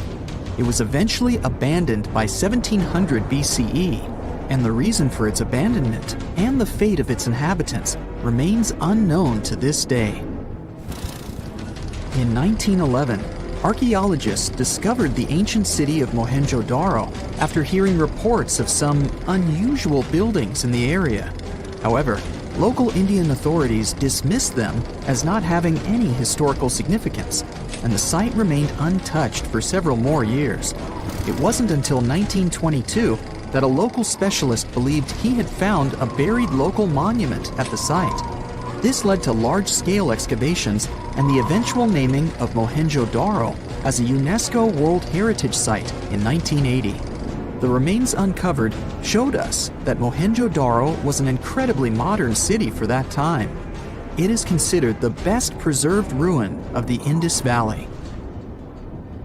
One of Mohenjo-Daro's most impressive features was its advanced sanitation system.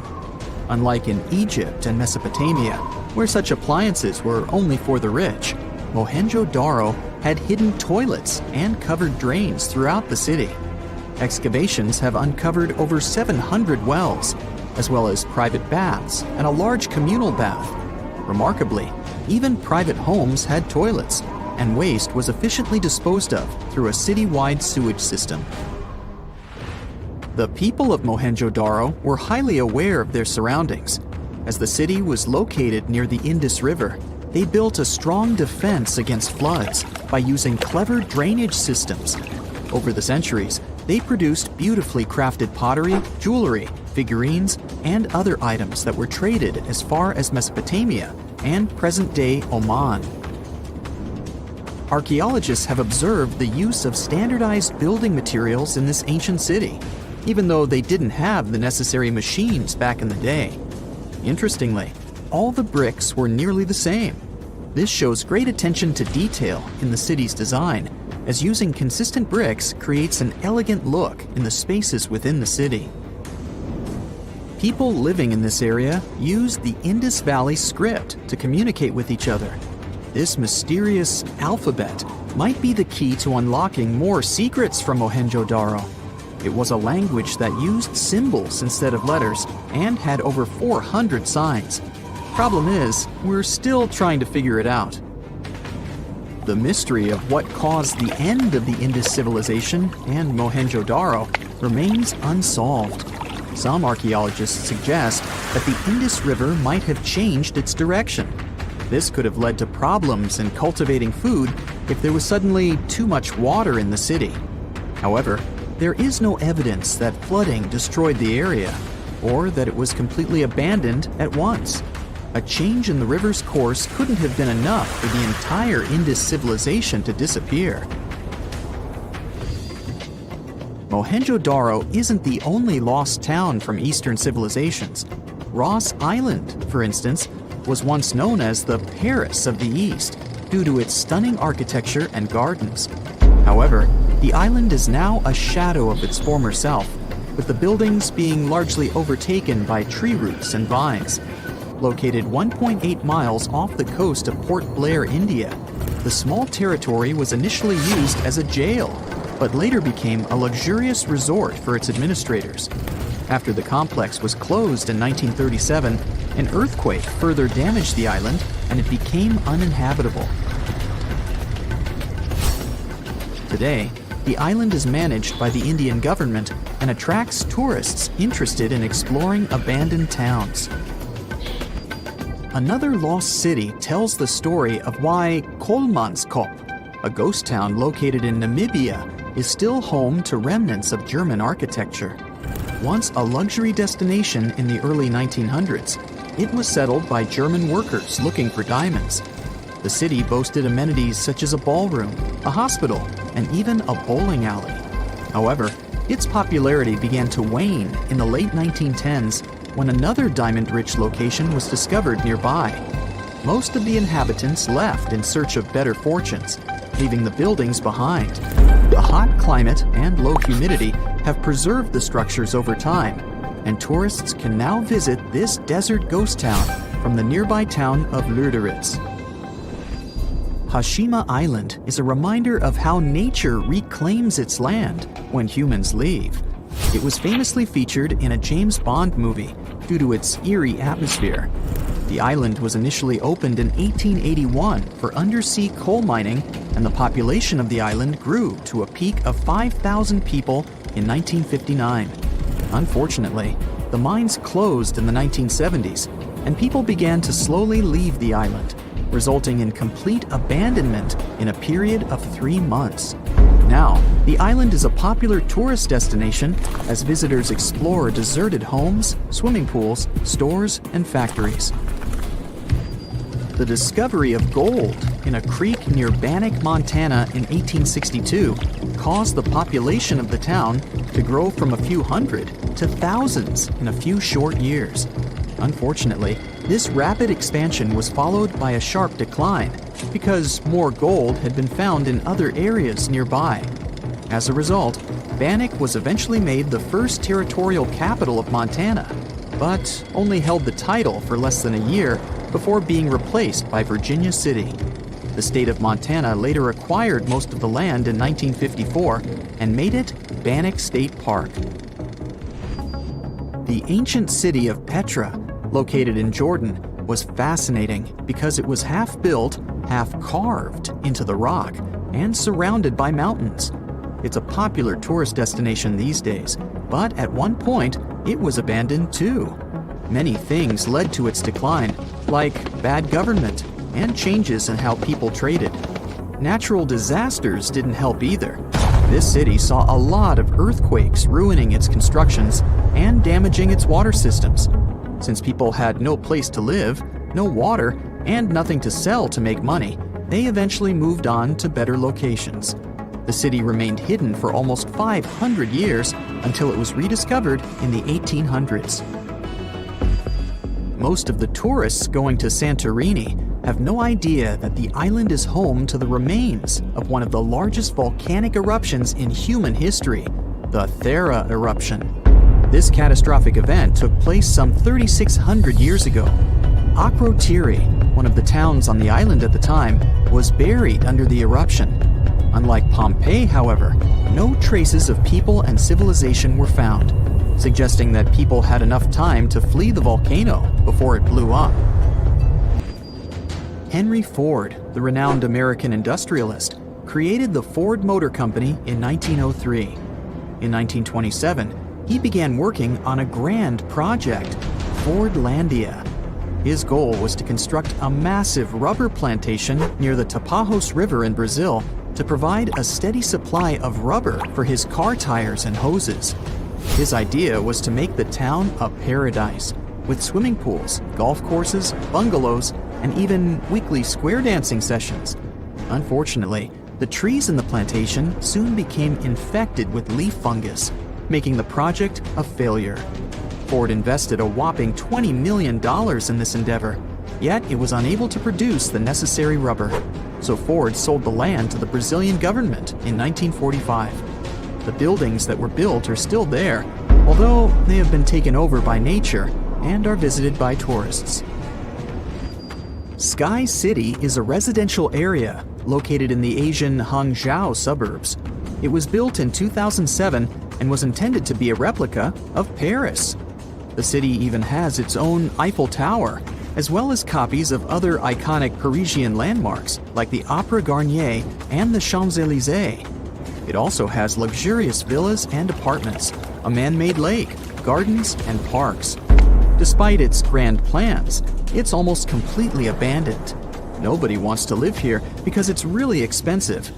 It is, however, a pretty nice location for locals to take pictures, in case they want to trick people into thinking that they just landed in the French capital.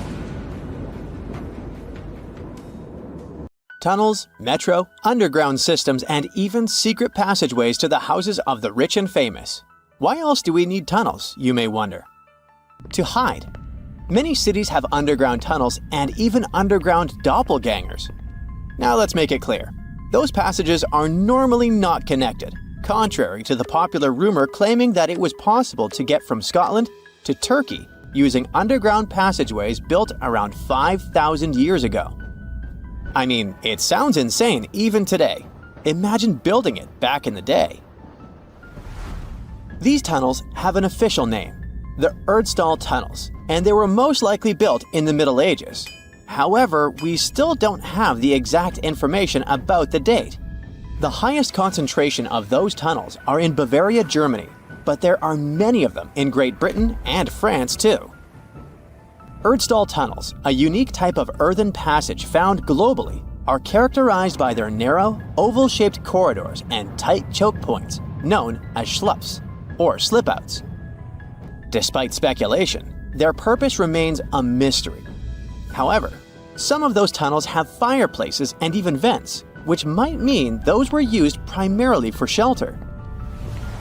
Dating back to the Middle Ages, possibly as early as the 12th century, Erdstall tunnels lack archaeological signs and historical records, so it's not a surprise that there are many rumors about their use. Some scientists are sure those were storage spaces, though their narrowness makes this impractical. Another idea is that they provided hiding spots for farmers during tribal raids.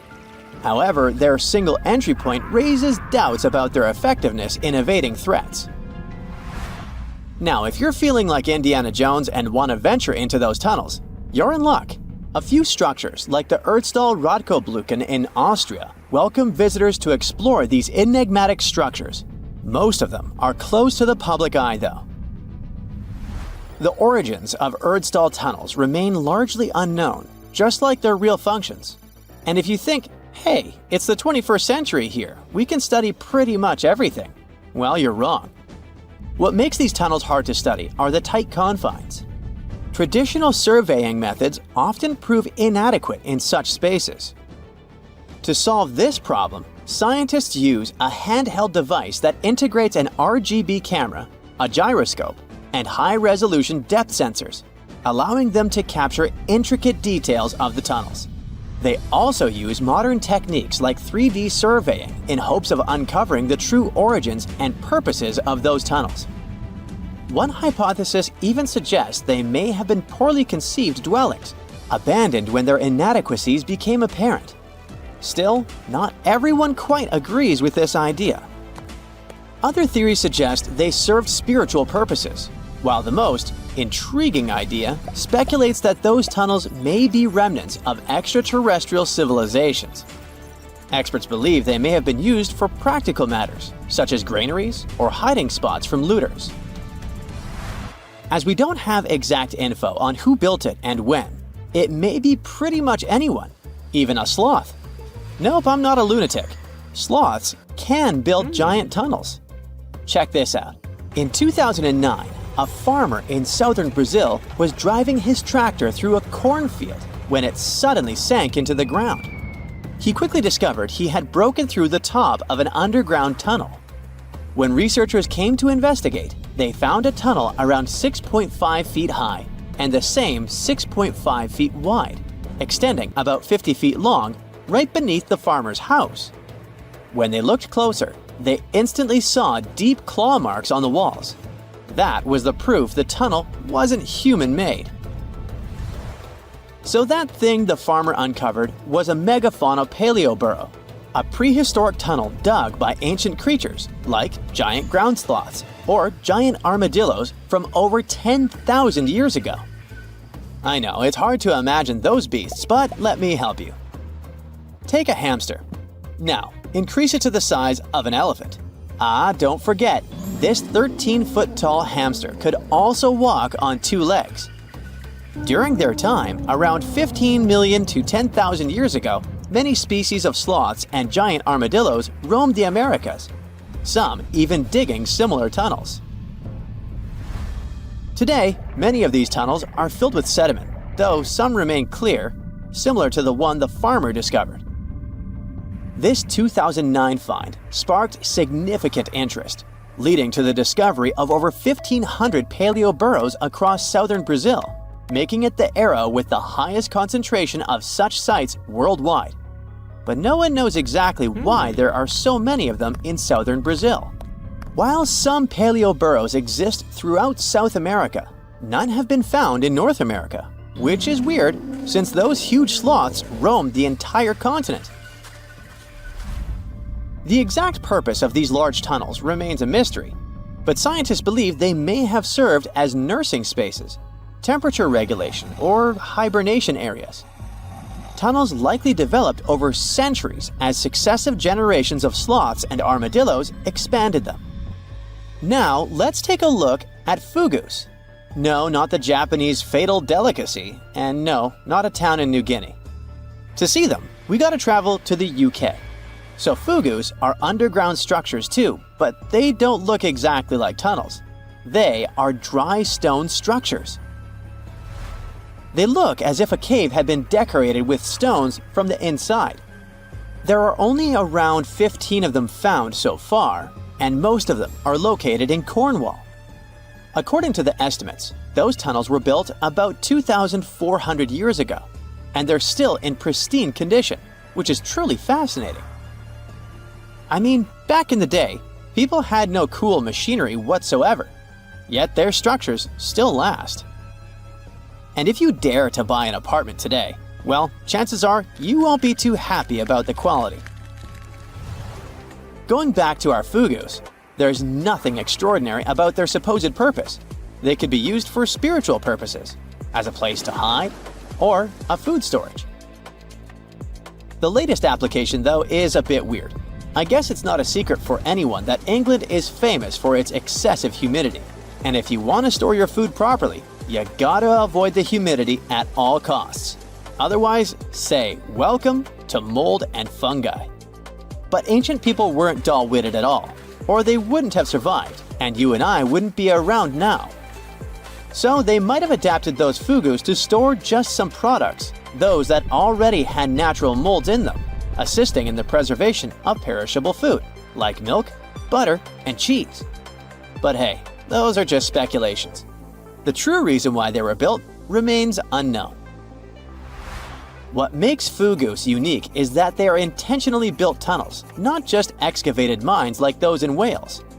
They were crafted by digging deep trenches, lining them with stone slabs, covering them with capstones, and then filling over them, all of which took significant time and effort. Still, no matter how hard those were to construct, cities around the globe are often built over intricate tunnel systems, each unique to its location. For instance, Paris is famous for its extensive underground quarries, which were abandoned years ago, but still pose a risk of collapse in certain areas above. London boasts one of the largest tunnel networks in the world, including many that were specifically created for military purposes. In New York City, there are rumors of secret tunnels, while Los Angeles has old tunnels from the Prohibition era used for speakeasies. Many other cities also have their share of enigmatic tunnels, and surprisingly, Florida is no exception. It happened in the year 2011 in Ybor City. Near a former post office, flooding uncovered something weird, a section of an unknown structure. Back then, people didn't pay much attention to that, so it took another 7 years to discover something truly fascinating. This historic neighborhood was founded in the 1880s, but it remained unknown until 2018 that it also has a hidden tunnel network. We only learned of it because of renovation work. The exact purpose, of course, is unknown, but most scientists are pretty sure that they serve to connect to early gaming spots and the port of Tampa. Figuring out how extensive the tunnel network is tricky. In 2018, a historic home in Seminole Heights revealed locked doors leading to tunnels from the 1920s. One local even said he traveled through a tunnel for 20 minutes. Rumors suggest some tunnels connect to the Hillsborough River and Ybor City. Research is ongoing, but no new info has emerged yet. A comfortable abode with a gorgeous view of the Mediterranean Sea will serve as a perfect rain shelter. Well, this is what a real estate advertisement might have looked like for Neanderthals 100,000 years ago. Welcome to the weird and wonderful caves you could live in, or not. Of course, back then, neither real estate and advertising had been invented yet. Never mind the fact that Neanderthals couldn't build houses and often lived in caves. Yet, one of those caves looks an awful lot like a residential building.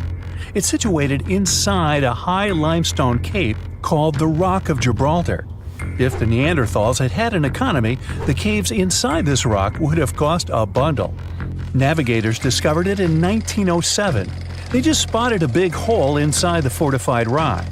For many years, scientists have studied this place and found some traces of Neanderthals. They discovered ancient tools in the cave and bones of old animals. But the coolest thing was, they found 4 caves inside the rock. It was like a residential complex. Neanderthals lived alongside neighbors and helped each other hunt and fish. They created feather decorations and painted abstract drawings on the walls. Imagine our ancient predecessors hanging out in these caves 100,000 years ago. And now, scientists hang out there and study the primeval past of Neanderthals in detail. At the end of 2021, archaeologists uncovered a gap inside one of the caves leading to an unknown tunnel. They crawled through this hole and opened a new space under the cave roof. This place has been closed off from the outside world for over 40,000 years. And it seems it was one of the most prestigious apartments in the entire mountain complex. It has high ceilings with ancient stalactites. The ruined stone curtains divided the apartment into several rooms. Scientists also found the remains of ancient animals and scratches on the walls. It seems that Neanderthals had never lived here, but they used to visit this place. Archaeologists found the shell of a sea snail called dog whelk. One of the Neanderthals brought it here for some reason, but the primary owners of this place were hyenas. These caves show that Neanderthals were closer to humans than to monkeys. They had a way of life and even some customs. There's still a lot of work ahead, and scientists hope to find new rooms inside this rock. Meanwhile, in 2003, archaeologists discovered another early dwelling on the Isle of Flores in Indonesia. Among the green jungle, they found a cave with ancient tools. At first, everyone thought the human ancestors lived here, but then scientists discovered an unusual skeleton of an adult. A thorough analysis showed the skeleton belonged to a 30-year-old woman, 3.5 feet tall, just above the waist of an average adult. The woman's weight was equal to the weight of an adult shepherd. The skeleton didn't belong to Neanderthals or Australopithecines. It was a new unknown species, which scientists called Homo floresiensis, or simply the Hobbit. Also, there were remains of unusual ancient animals in the cave. It was an elephant the size of a cow, some large storks, and giant rats. Archaeologists have found out that hobbits were not the owners of this place. The main inhabitants were the rats the size of a cat. Maybe they were fighting the hobbits. Some analysis shows that Homo floresiensis wasn't our direct ancestor. They were in a separate branch of evolution. The hobbit skeleton looks more like that of a monkey than of modern humans. In 2009, in the dense jungle of Vietnam, archaeologists discovered Sandan, the largest cave in the world. If you go inside the cave and shout, you'll hear your echo a long time. In some places, the height of this cave reaches half the height of the Empire State Building, and the total area is larger than one central block of New York. Sandan is one of the 3 caves in the Vietnamese jungle. Many intricate mazes connect these caves. Inside, you can find unique plants and trees that live separately from the outside world. It's a real underground jungle. In some places, you can find collapsed ceilings that let the sunlight in. Besides unusual trees and plants, ancient stalactites hang there. Some limestone deposits are more than 450 million years old. They were here even before dinosaurs appeared. There are also many rivers in the cave. Rainwater coming down from holes in the ceiling has formed them. Fast streams resemble slides in a water park. They lead to unknown underground labyrinths. Scientists have studied only a small part of all these caves. The next unusual cave is in New Zealand. Hundreds of thousands of fireflies live inside. Each of them glows with a blue light. Together, they light up the cave. It may seem to you that you're on another planet, but you can't stay there for a long time. Special air measuring devices are everywhere. Scientists monitor the level of carbon dioxide necessary for the normal existence of fireflies. These insects are sensitive to the environment. If there are many people in the cave, or they stay there too long, the park staff will ask them to leave the place. It's like you're literally stealing oxygen from the fireflies. We've seen some pretty amazing caves so far, but how about a scary one? We're going to the desert of Yemen's Al-Mara province. What we're looking for is not a cave, it's just a black hole in the ground, right in the middle of the desert. It's big, the size of a basketball court. It's not its size that could scare you, but what's inside. Scientists are still not sure what it is. From the depths of this black abyss, a disgusting smell of rotten eggs constantly comes out, and sometimes you can hear some strange, frightening sounds. The blackness of the giant hole in Yemen absorbs all the sun's rays, so you won't see what's there even with a powerful flashlight. People flew over this place by helicopter. They filmed using drones and the most powerful lenses, but they didn't catch anything except darkness. It looks like a big ink spot in the middle of golden sand. The locals are afraid to approach this place. They believe the cave leads to another dimension where evil creatures live. At the moment, the giant hole in Yemen is one of the most poorly studied and mysterious phenomenon of nature. How did it appear? How old is it? Where does it lead? Scientists are trying to find the answers to these questions. There are theories that the hole appeared because of construction work. Geologists drilled the soil nearby in search of minerals. It could have caused fluctuations in the Earth's crust and collapsed the surface. But no one can prove this theory, yet. And now, imagine a place where sunlight has not penetrated for more than 5 million years. There's little oxygen, and it's cold and damp. Still, life is born in this place, not only microbes and bacteria, but also something bigger. The living conditions in this cave are very different from the usual ones, so, in a sense, this cave is like another planet. It's the Movil Cave in the southeast of Romania, near the Black Sea. The entrance is a small hole in the ground. Inside, a tunnel leads deep below the surface. The levels of hydrogen sulfide and carbon dioxide are above normal inside the cave. The air here is half as much oxygen as on the surface. People can't be here without an oxygen mask, but other creatures living here can. The cave is home to 48 species of living organisms. 33 of them are unknown. Here you can meet some unusual insects, white snails and white spiders, millipedes with huge whiskers, transparent shrimp, and unique species of leeches. They all live here thanks to the little bacteria autotrophs. They absorb carbon dioxide and release food particles. Bacteria feed on it. Other larger organisms feed on these bacteria, and some bigger organisms eat those little ones. In the end, everyone gets food. In this cave, evolution has created a biological system separate from the rest of the world.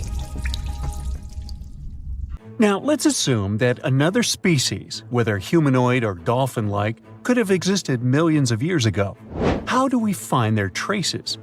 There was a Doctor Who episode about a non-human industrial civilization on Earth that existed long before us. These reptiles, called Silurians, were forced deep underground by a catastrophic rise of temperatures on Earth, and there they thrived for centuries. That inspired scientists to create the so-called Silurian hypothesis. If there was an advanced civilization before us, we should find their traces somewhere. Well, let's try. Climatologist Gavin Schmidt and astrophysicist Adam Frank decided to dive into this themselves. Like us, any technologically advanced civilization would be hungry for energy, so they looked for global effects that would leave a widespread mark. For example, hints of large-scale industrial processes, like plants and factories, and their leftovers. Then comes the question of how long these civilizations would last.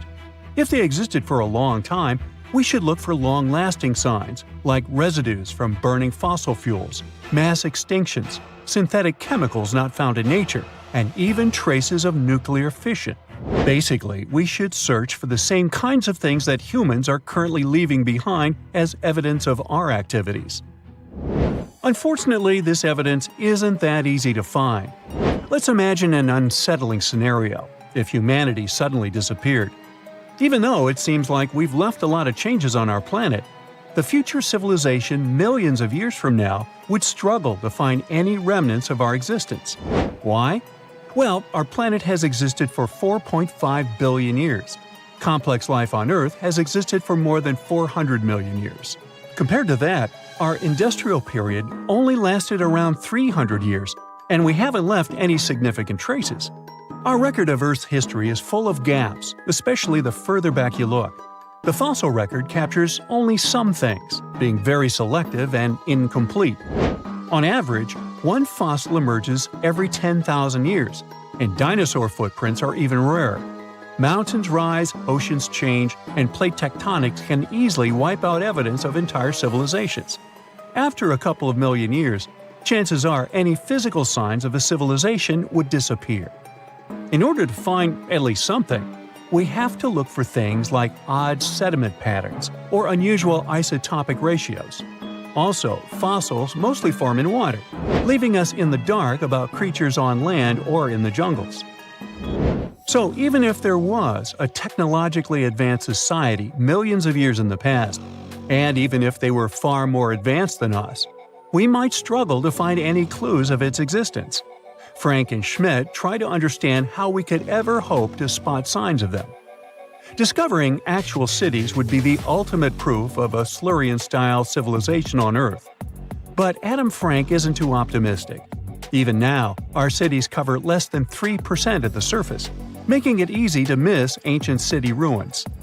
Whether a city survives over tens of millions of years depends on whether the land around it is sinking, getting locked into a rock, or rising, getting worn away by rain and wind. So places like the French Quarter in New Orleans might have a better shot of making it into the geologic record than, say, Haight-Ashbury in San Francisco. When it comes to finding artifacts, the odds are pretty slim as well. No prehistoric iPhone would survive millions of years, fancy glass or not. Finding their fossilized remnants might be a bit more promising, but it's still tricky. Considering modern humans have only been around for about 100,000 years, it's quite possible that we might overlook any traces of an earlier advanced species. There is one thing, though. We could stumble upon their traces in rocks. Our current chaotic era might leave a distinct mark on the Earth's geological history, especially since we're basically experiencing PTM 2.0. I'll get to that in a moment. So they try to look at the changes in the carbon cycle. Humans have been releasing a lot of fossil carbon since the 18th century. This leaves a special mark in the carbon isotope ratio, like a signature that shows the difference between carbon in living things, such as seashells, and carbon in lifeless volcanic rock. Scientists also look for signs in the way sediments are arranged. Large coastal deltas might mean that there were bigger rivers made by folks in this hypothetical civilization. Traces of nitrogen could suggest big-scale farming, where they used a lot of fertilizer. Spikes in metal levels in the sediment could mean runoff from heavy industries. Of course, a single find like that wouldn't tell us anything. Schmidt says the key is to look for multiple signs together. Without clear artifacts, the uniqueness of an event might show in various clues rather than a set of changes linked to a single cause. On a quest for Silurian-style clues, scientists even decided to check the Moon. Some astronomers find it surprising that no one has looked into this before. They even joked about the possibility of dinosaurs building rockets and leaving traces on the Moon or other celestial bodies. These astronomers think that Earth-like planets tend to erase signs of civilizations on their surfaces. So they're exploring the wild notion that these beings might have been space travelers. In that case, remnants of their technology, known as technosignatures, could be lurking not only on our Moon, but also on asteroids, or even buried on Mars. There they might endure for millions or even billions of years. Unfortunately, so far, despite digging into the past 380 million years and examining all suspicious events, the researchers haven't found a clear match for a technological civilization. They don't give up, though. Frank calls for more investigation. For example, we could study how modern industrial chemicals stick around in ocean sediments. This, he believes, could help us identify similar chemical traces in the Earth's history. If there are no traces, why do we even bother to find something like that? This research is based on Schmidt and Frank's recent papers. They were delving into the Anthropocene. It's the proposed epoch, dominated by human activities on Earth. It's full of these things called hyperthermals. They're prehistoric events when temperatures on Earth sharply increased over a relatively short time. They're like extreme heat waves from the past. A great example of this is the Paleocene-Eocene thermal maximum, or PETM for short. It happened around 55.5 million years ago and saw a rapid rise in global temperatures. Over 200,000 years, the average temperature on Earth jumped from about 9 to 14 degrees Fahrenheit. We studied these hyperthermals to understand how they occurred, from natural causes or human activities. So, these hyperthermals sparked the genesis of Frank and Schmidt's research. To study them, scientists started examining chemical signals and tracers left in rocks. When doing that, Schmidt and Frank uncovered some eerie parallels between all the climate issues we have today and past periods of rapid temperature shifts. There's a close similarity between the PETM and other hyperthermal events. So all this work isn't just about solving a historical mystery. Understanding our impact on the environment can guide us to finding better ways to live in harmony with the planet and avoid becoming a forgotten species in the future. Our Milky Way is filled with lots of planets that could be just right for life, but we don't know if there are other civilizations out there. Earth is the only place we know of with living beings. About 200 years ago, people wondered if there might be civilizations on Mars. Back then, it was a real question. But once we got pictures from space probes, we decided there wasn't any evidence for it, and that idea got stuck in our minds. Now, it's not even considered a valid topic for serious science. It's seen as kind of silly. But no one has set clear limits on what could have happened on our own planet a really long time ago. So, even if there is no proof, we shouldn't throw away the possibility. Don't forget, it took humanity a while to recognize dinosaurs. Maybe Silurians are just patiently waiting for their time. At some point in its long and very interesting history, our dear planet Earth was sort of snoozing, just doing its planetary thing, spinning around the sun. And then, bam, life starts getting fancy. Plants and animals start strutting their stuff, showing off their complexity. Fast forward a bit, about 65 million years ago to be exact, and a cosmic disaster strikes, or at least that's what we presume. An asteroid probably smashed into Earth, wiping out the dinosaurs and other big animals. We can't pinpoint specifics about the asteroid, but we do know that it was extremely large and it crashed into our precious planet, creating a dusty mess that settled everywhere. You can still find remnants of that dust layer in sedimentary rocks today. If you dig beneath it, you'll uncover a whole bunch of fossils. These prehistoric creatures were living it up before the asteroid crashed the party. Think of it as the planet going on a cleaning spree, leaving a bunch of empty spaces waiting to be filled. And guess who took the opportunity? Mammals! These furry little critters were the ones to rise to fame. But why is it that this disaster became such a great opportunity for mammals? It's pretty simple, actually. With no big bullies around, they grew, multiplied, and had a population expanse. All kinds of mammals joined to fill in the blanks. Primates, rodents, basically, the whole furry gang. We're talking about placental mammals, marsupials, and even egg-laying mammals, adding some serious variety to the mix. We like to think of primates as our closest relatives here on Earth. What's their story? Well, around 63 million years ago, just a couple of million years after the dinosaurs' final dance, the primates decided it was time for a family reunion. They split into two groups, the dry-nosed primates, who became the cool monkeys and apes we know today, and the wet-nosed primates, who went off to become lemurs and aye-ayes, hey-hays. The fun didn't stop there. About 58 million years ago, the dry-nosed primates began their own little mission. One special guest called the tarsier, arrived on the scene, featuring big eyes that were perfect for late-night shenanigans. This tarsier took a different path from its primate relatives, embracing its unique niche and evolving separately. To this day, the tarsier is the only primate that feeds exclusively on meat. These little guys have a taste for insects, small birds, rodents, and even lizards. But that's not all that makes them unique. Their eyes are twice the size of their brains. Also, their heads can do a full 180-degree spin, just like an owl. Because of their features, the tarsiers are the true kings and queens of the night. With their superpower of ultrasonic tracking, they can spot their prey instantly.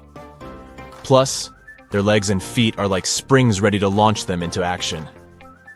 They've got this special ankle bone called the tarsus, which gives them those epic leaping skills. Hence the name, if you were wondering. But let's leave these little critters to rest and get back to our story, shall we? About 55 million years ago, the Earth cranked up the heat, literally. This sudden hot pod was a bit too much for many deep ocean dwellers and plants to handle, and they bid their farewells. But hey, every goodbye is an opportunity for something new, right? The oceanic mammals known as cetaceans saw their chance and took it. They splashed into those empty niches, becoming the rulers of the sea. In this category of creatures, you can find the blue whale and the dolphin. A special primate guest made an appearance around 47 million years ago. Scientists now affectionately call the fossil of such a creature Ida. This little wonder caused quite a stir.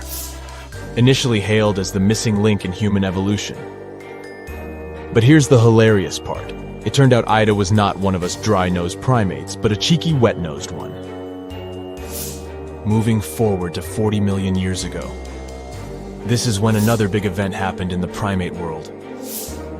The New World monkeys, our distant cousins, decided to take a different path and branch off from our lineage of Old World monkeys. They packed their bags and set off to conquer South America, where they're still living it up today. What's the difference between the two, you might ask? Well, one crucial thing that sets them apart is the fact that the Old World monkeys had nostrils that pointed downwards. Around 25 million years ago, another troop of apes entered the scene, and these guys had something special, the lack of a tail. These unique creatures would go on to become our closest relatives. We're talking apes and great apes, the cool gang who share a whole lot of genetic similarities with us. The first ape to break free from the monkey madness was the gibbon. About 18 million years ago is when this little acrobat swung into the picture. A few million years later, the great apes made their grand entrance too. Orangutans were the pioneers, venturing into the wilds of southern Asia. We're getting closer and closer to the present. It was 7 million years ago when the great apes took a major fork in the evolutionary road.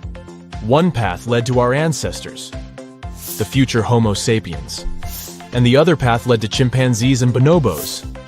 These two primate branches remained united for a few million years before finally going their separate ways.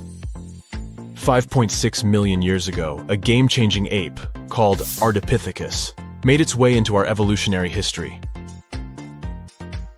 It had a special talent, bipedalism. That's right, this was one of the first apes to walk on 2 feet, probably making its primate buddies raise an eyebrow or two. The real showstoppers, however, arrived around 4 million years ago, the Australopithecus crew.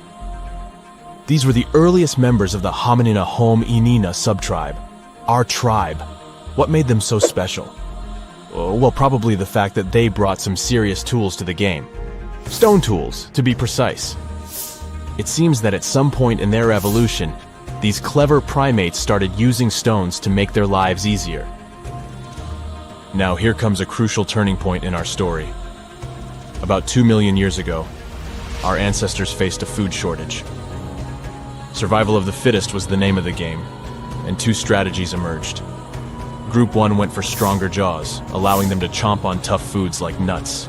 Group 2 had a different idea. They opted for weaker jaws, but bigger brains. They wanted access to a wider range of food options.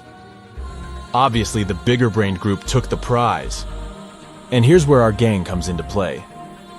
Around 2.5 million years ago, a type of primate also known as handyman made its mark on history. These clever beings had larger brains and knew how to put those neurons to good use. About 1.9 million years ago, a new star emerged, Homo erectus. These creatures not only walked upright, but also had brains that were almost twice the size of the handyman's. They took the world by surprise, becoming the first of our direct ancestors to venture out of the African continent. They even knew how to tame fire. Approximately 700,000 years ago, the world witnessed a culinary revolution. The earliest evidence of cooking appeared. And around 500,000 years ago, our ancestors decided it was time to become a bit more fashionable, donning the first evidence of clothing. Our very own species came to be just 300,000 years ago. Told you we were late to the party. But the world was never the same after the appearance of Homo sapiens, the anatomically modern humans. Alongside our other relatives, we emerged, ready to conquer the world with our innovative minds and complex societies. The exact path of our evolution remains a bit of a mystery. But what we do know for sure is that Neanderthals joined the party around at some point too. As Homo sapiens flourished, so did our capacity for language. Modern speech is believed to have emerged almost hand in hand with our species. We started expressing ourselves, sharing stories, and shaping the world with our words. So, there you have it. It took 13.8 billion years of cosmic history for humans to make their entrance. Think about it. 99.998% of the time since the Big Bang, we weren't even around. Our species, Homo sapiens, is the toddler of the Earth's family, existing for just the tiniest fraction of the universe's timeline. Yet, in this blink of an eye, we've managed to unravel the entire story that led to our existence. The story won't end with us. It's an ongoing saga, still being written with every passing moment. Welcome to one of the most mysterious and unexplored places on Earth. But what's so special about that? It's just some icy peaks and the endless snowy expanse of Antarctica. Yeah, that's right, but there's still a planetary scale mystery here. No matter how hard you try, you won't see a hidden mountain range, giant, unexplored land where no human has ever set foot, and it lies under another layer of mountains. It's like a nesting doll, but the size of a continent. These mountains hide Antarctica secrets, and these secrets can tell us something awesome about the ancient history of our planet. This gigantic unexplored territory in Antarctica is called the Gambritsev Subglacial Mountains. And the layer of ice above keeps this place untouched by nature and people. It's like a land inside another land, and it hides more than just mountains. There are valleys, hills, and plains.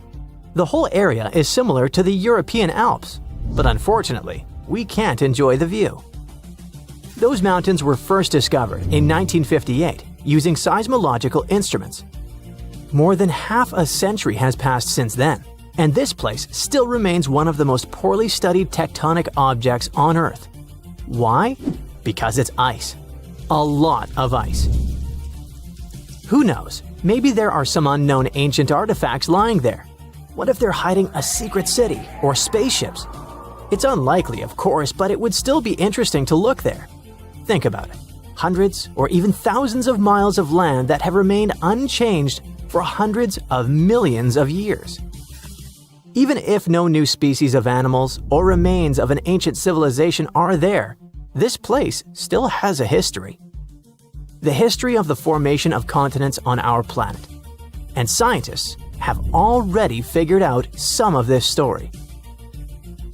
The mountains buried in Antarctica were originally like ordinary mountains, but as a result of a planetary scale event, they just... Wait a minute. Have you ever wondered how mountain ranges are formed? We see them in real life, in movies, in photos on the internet. We climb them. But how did they appear? Mountains have not always existed on the planet in this form. They appeared as a result of a large-scale collision of tectonic plates. Two giant solid chunks of ground are moving toward each other, then crash, and boom! Millions of tons of the Earth's crust pile on top of each other, mix, and form ledges and gorges. And all this can last for millions of years. Yes, it's a disaster, but it's very slow. Some tectonic plates are still colliding. For example, The Himalayas continue to grow because the Indian and Eurasian plates are still ramming into each other. And this process began about 50 million years ago. The Gambritsev Mountains under ice experienced a similar event, only much earlier. An article in the journal Earth and Planetary Science Letters says that they appeared during the formation of the supercontinent Gondwana. Two giant pieces of land were separated by a boundless ocean. But then, about 700 million years ago, they collided and formed Gondwana. This supercontinent included the territories of modern Africa, South America, Australia, India, and Antarctica. The giant pieces crashed into each other and released a stream of hot, partially molten rock. This mess grew bigger and bigger, forming mountains. The temperature of those mountains grew, their mass increased, and at some point, Gondwana became unstable. The supercontinent began to collapse under its own weight. The hot rocks below the surface began to flow sideways as a result of a process called gravitational spreading. Take toothpaste and start squeezing it out of the tube. Approximately the same thing happened with billions of tons of red-hot rock. Ancient mountains in Antarctica appeared right during this catastrophic event. You've just watched a visual simulation of global events that took place hundreds of millions of years ago. It looks cool, but how did scientists figure it out? How did they see this planetary scale destruction? If the Gambritsev Mountains under ice is one of the most unexplored places in the world, then how could people find out its origin? The answer is simple. Tiny particles of rock have told us about the changing landscape of the planet. These are zircons, but scientists also call them time capsules. This mineral is very handy and resistant to mechanical and chemical influences. It's difficult to crush, it doesn't get affected by erosion, and it doesn't dissolve in water. And there's uranium inside it. This chemical element shows scientists the age of the rock. The fact is that uranium always decays into lead at the same rate. Scientists look at the ratio of uranium and lead and determine the age of minerals with great accuracy. Okay, this sounds a bit complicated. Here's a simple example. Imagine that each mountain belt is a clock that starts ticking at the moment of its formation. That is, after the collision of tectonic plates. After the rock forms, uranium begins its slow decay. The more time passes, the more uranium turns into lead. The rate of this decay is always the same. This decay can last for billions of years. The less uranium is in zircons and the more lead, the older the rock is. And this is how it happens in practice. Geologists take several rock samples. In a lab, they crush it to extract crystalline zircons. Geologists then dissolve the particles in acid to separate uranium from lead. Then they use a special device, a mass spectrometer that accelerates atoms and sorts them by mass.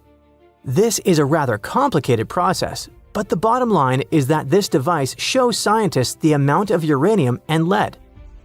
They look at the ratios of these two elements and calculate the age of the rock. Geologists took zircons from sandstones near the Gambritsev Mountains, studied those particles, looked at the level of uranium, and calculated the chronology of mountain formation. Then they compared the data obtained with the history of our planet and realized that the mountains buried in Antarctica appeared during the formation of the supercontinent Gondwana. But how did they find out that the supercontinent included Australia, India, and Africa? Zirconia from those Antarctic rocks turned out to be very similar to zirconium from those countries. That is, a long time ago, these three continents were together. So, the Gambritsev Mountains began to grow about 650 million years ago. About 580 million years ago, they reached the height of the Himalayas, and 80 million years later, they experienced the melting of the Earth's crust. And while most of the mountain ranges on the planet were changing and collapsing, the Gambritsev Mountains under ice remained untouched. Water, soil, wind, earthquakes, gravity, and other natural forces destroy mountain belts. This process is called erosion. But mountains buried in Antarctica haven't experienced anything like this. The cold temperature and the ice sheet around them kept this range unchanged. It's one of the best preserved ancient mountain belts on the planet. Okay, but why do we need to explore these mountains? What difference does it make that the supercontinent Gondwana collapsed in the past? It's possible that plants, frozen bodies of insects, or ancient bacteria have remained preserved under thick layers of ice. What about ancient animals? Many species could have lived on Gondwana. Studying ancient mountains in Antarctica can show us what the planet looked like about 500 million years ago. When Antarctica was a green continent, what lived on it? What happened to this life? Is it possible to revive those ancient creatures after so many years? If scientists were able to calculate the date of the supercontinent's appearance using tiny particles, then imagine what they could find after examining this hidden mountain range. It all sounds very interesting. But there's one problem. To take a small piece of this unknown world, you need to drill through a lot of ice.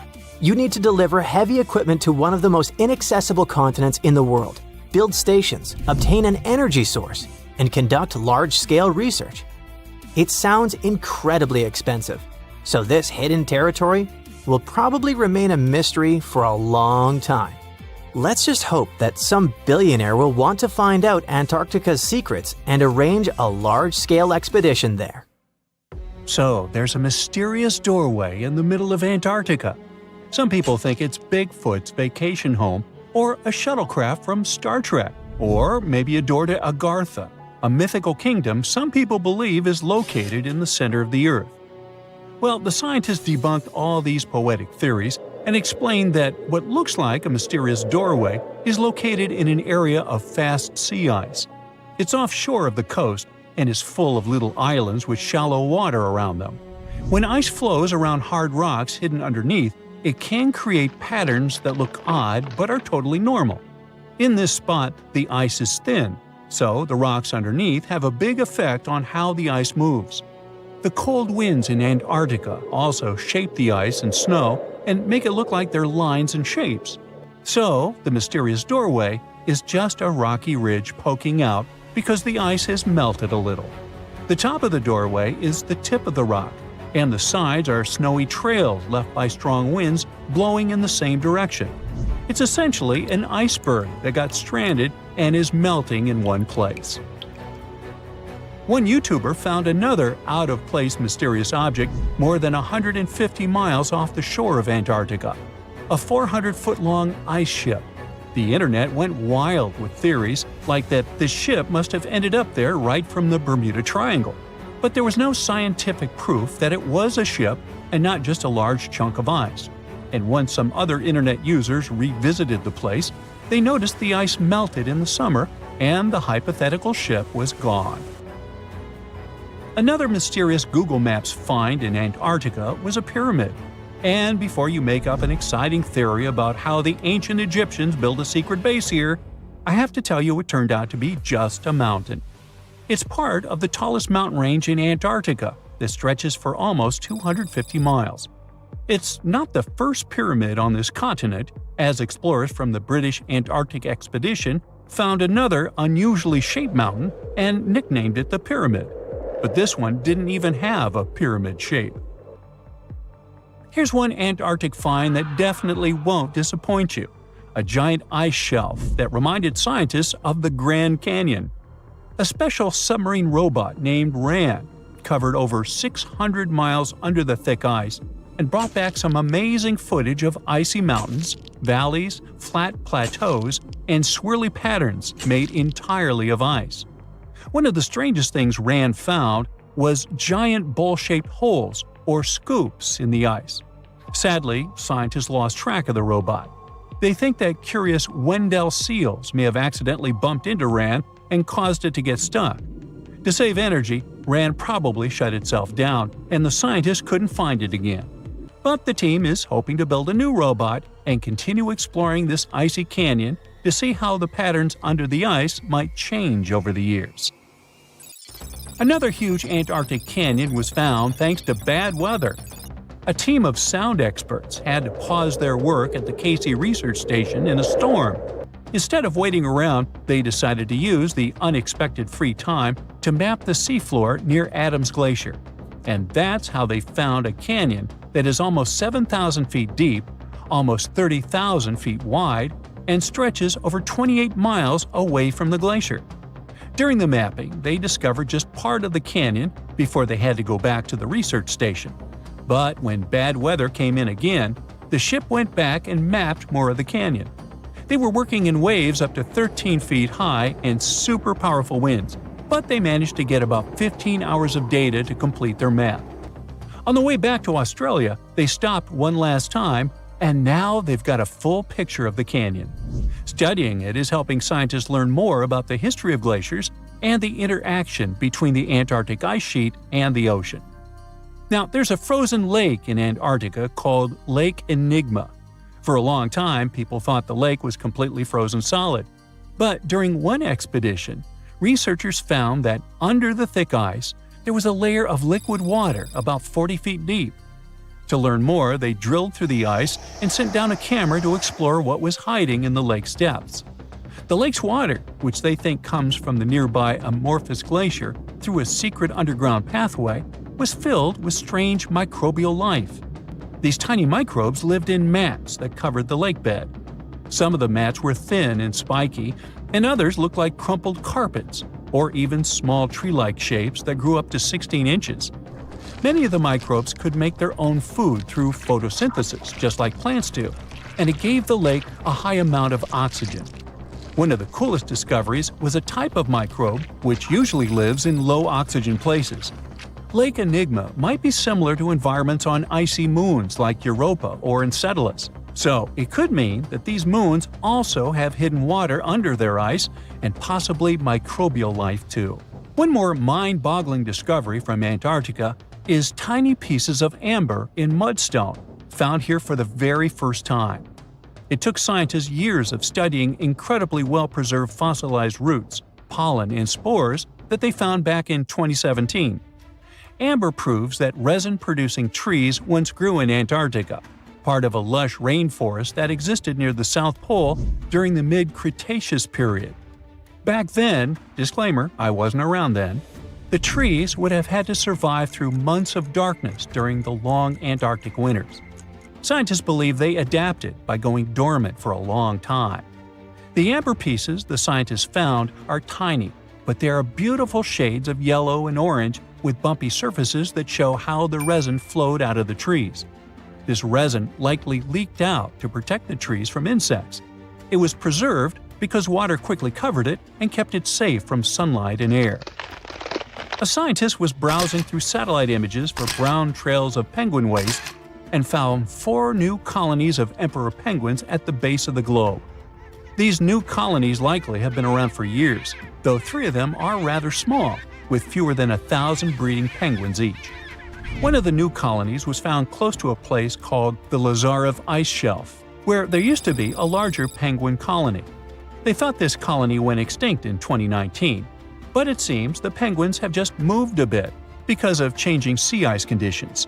So studying them can help us learn more about how emperor penguins adapt to changes in the environment. Now, there used to be a giant river system in Antarctica 40 million years ago. Researchers found proof of it after studying soft sediments and hard rocks from the frozen seabed. They looked at tiny bits of radioactive elements, like uranium and lead, and learned that the deeper dirt came from the time of dinosaurs. The dirt closer to the surface was younger and had an interesting pattern, like the kind you see in river deltas today, such as in the Mississippi River or Rio Grande. Scientists found tiny signs of life in the sand. The river that once flowed here started in the Trans-Antarctic Mountains and traveled 930 miles before it reached the sea.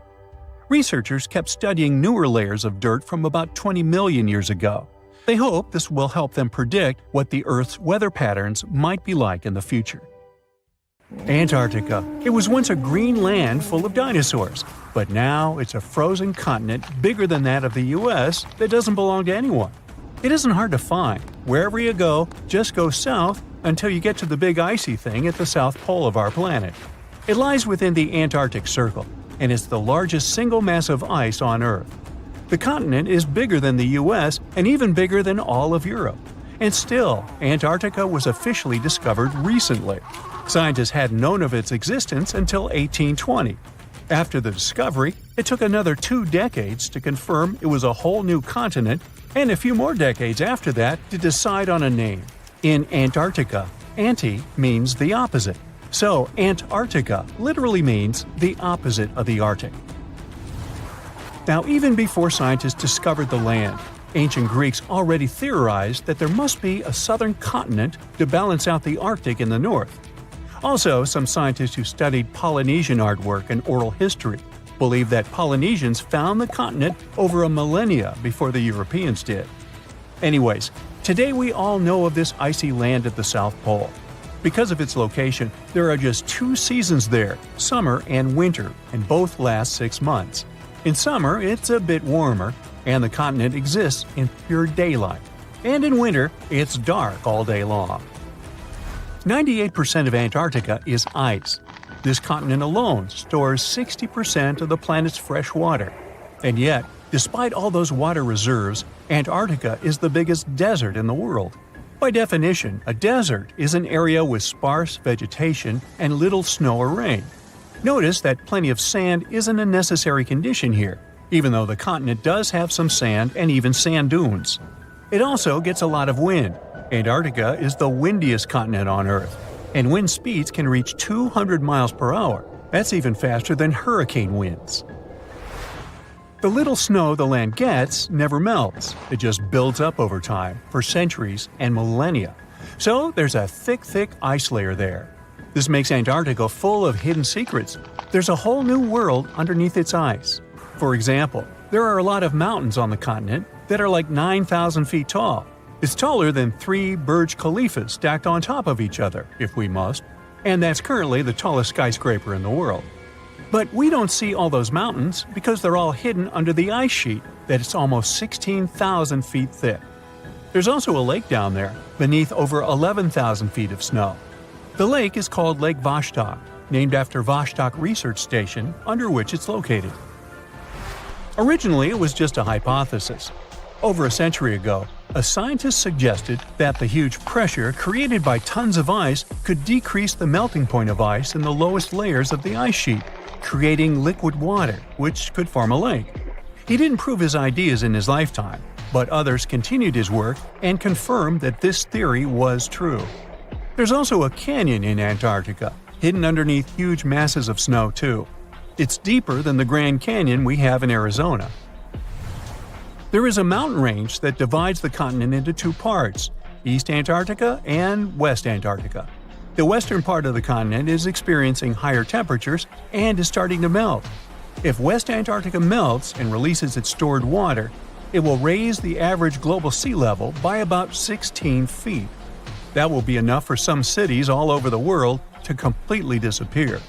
Perhaps the first to turn into a water world will be Thailand's capital Bangkok, which is just 5 feet above sea level. Then it will be Amsterdam in the Netherlands, followed by Ho Chi Minh City in Vietnam, Cardiff in the UK, and New Orleans in the US. People do a lot of work in Antarctica now, residing there for many months at a time to study this mystery of a continent. Over the years, even a few children were born there. But it's not a country, and the land doesn't belong to anyone. It's governed by the Antarctic Treaty System, an agreement of peaceful research and collaboration that suspends all territorial claims. It was first signed by 12 nations, and now there are 59 supporters, half of whom have decision-making powers. The continent is occupied all year round by researchers from all over the world. There are about 5,000 people living there in summer and about 1,000 in winter. Yet no one is a permanent resident there. People come and go, and the scientists take turns spending time there.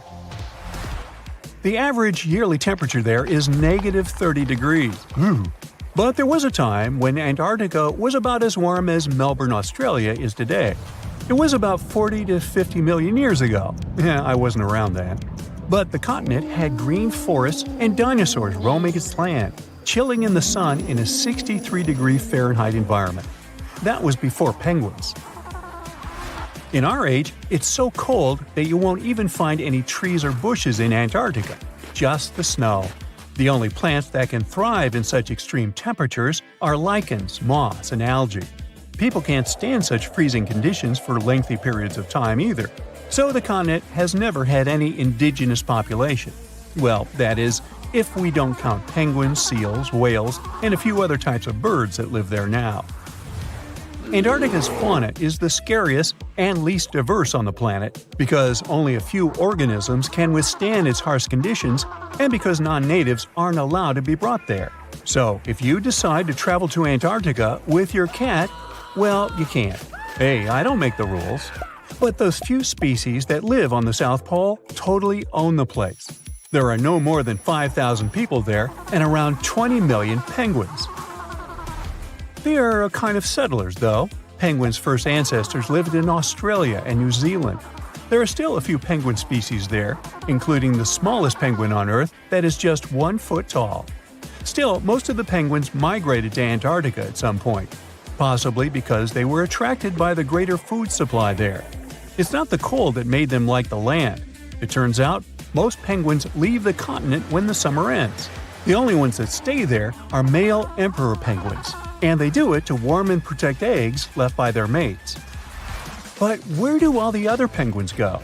At first it was a big mystery even to scientists, but then they attached some tiny location devices to the legs of a few of these animals and figured it out.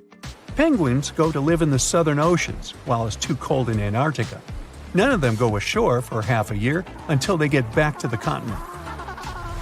When they come back, it's when those eggs left for male penguins to nurture start hatching, and so penguin families can be together when it happens. Penguins eat different fish, and the ocean is full of those despite its cold temperature. In some areas, water can reach below freezing temperatures because it's salty. But fish don't freeze there because they have antifreeze proteins in their bodies. Then there are also about 1 million seals in Antarctica. They like fish too, and they can hold their breath underwater for 2 hours. They see way better underwater than in the bright light of the day, and they also use their whiskers to locate food. Their breathing holes in the ice can freeze while seals are away, and they must use their teeth to make a new one. Seals can even sleep underwater and then resurface occasionally to get some air without waking up. I can appreciate that. Do you know that NASA explores not only stars, planets, galaxies, or black holes? Hard to believe, but yes. The agency also works on discoveries here on our home planet Earth. So what has NASA recently discovered? Is there life under the ice? While they were analyzing data recently, they discovered something unbelievable hiding under Antarctica's ice. And this discovery not only changes everything we know about the whole water system of the Earth, but it may also help with research about life in space. Humankind's existence might depend on understanding Antarctica and its secrets. So, the recent discoveries reveal vital information about our survival. But before we continue, let's see how much you know about this place, where it's only ice as far as your eyes can see. Antarctica is one of the world's 7 continents in the southern hemisphere. It's the 5th largest continent in terms of total area, and that means it's almost twice the size of Australia. Want to see real meteorites? Go to Antarctica. Due to its dry climate, Antarctica is one of the best places to observe space. But what's even greater is that you can find meteorites on the white surface of the continent. Scientists have already plucked about 45,000 meteorites from the ice, and they think they can see another 300,000. Since there aren't many terrestrial rocks there, it's easy for them to spot them, thanks to their dark color. Antarctica's dry desert environment also helps preserve them, even the ones that fell to Earth more than 1 million years ago. And can you imagine any volcanic activity in Antarctica? It's hard. But this place is where fire meets the ice. West Antarctica is where most volcanic activity occurs. Scientists recently found that 138 volcanoes exist in West Antarctica alone. Wow! You would think that Antarctica is always cold, but no. Its coastal regions can get as warm as 50 degrees Fahrenheit. But have you ever wondered what Antarctica would look like if there were no ice? It may seem unimaginable now, but it was not always covered by ice. That was 34 million years ago, though, so nobody could tell how the continent's surface would be without the ice. But NASA changed that. They generated computer simulations and created the most accurate map of it as of today. What they saw was incredible. The continent was not flat at all, like it seemed. It's pretty bumpy, with valleys, rolling plains, and high mountains. But this was nothing next to what they had discovered under Antarctica's ice. So, what is it? Drum roll, please. NASA found 2 new subglacial lakes. And what's even cooler about it is that they spotted these lakes from space. How is that? If your answer is high-tech satellites, then you're right. In 2003, NASA launched a satellite called IceSat. It measured ice sheet mass balance and cloud and aerosol heights. The satellite also helped create the ice-free map of Antarctica. In 2010, the European Space Agency launched the second satellite, CryoSat-2. It was for tracking the changes in the thickness of the ice. Then, in 2018, NASA launched the third one, IceSat-2, a follow-on to the IceSat spacecraft. It measured ice sheet elevation and sea ice thickness. It was NASA's most advanced Earth-observing laser instrument. It delivered the highest precision data. And when that was combined with the data from the other satellites, it was possible to spot these 2 new lakes near a pair of larger ones. But how is it possible that these lakes exist in the first place? The average thickness of most Antarctica ice is approximately 1.2 miles. However, it can get over 1.8 miles thick in some places, especially during the winter. So, you might think that there's nothing under there, but science says otherwise. It's not quite possible to see it with your bare eyes, but the continent's ice is slowly but constantly flowing in different directions under the force of its weight. But scientists could not figure out how water moved for many years. That started to change in 2007, when data gathered from the IceSat provided insight into what hides beneath the surface. They first discovered an entire network of meltwater lakes connected under Antarctica's fast-flowing ice streams, and there were hundreds of them. Scripps Institution of Oceanography glaciologist Helen Amanda Fricker figured that the elevation changes measured by IceSat happened because of the dynamics of these lakes. They did not hold meltwater statically. Instead, they were filling and draining continuously over time through a system of waterways. And as they did that, the ice above rose and fell. But where do they drain? The ocean, of course, and it drains a lot. A recent study, co-authored by Fricker, found that the drainage of one lake flushed as much as 198 billion gallons into the ocean in only 3 days. Countless mysteries about how nature works are still waiting to be solved.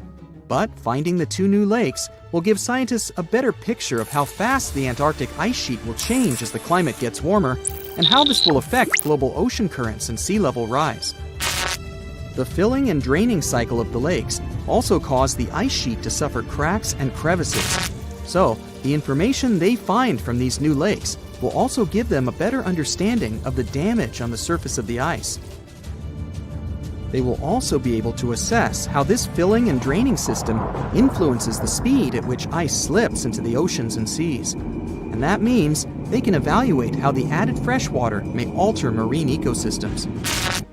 This discovery may also suggest whether life is under the ice. Wow!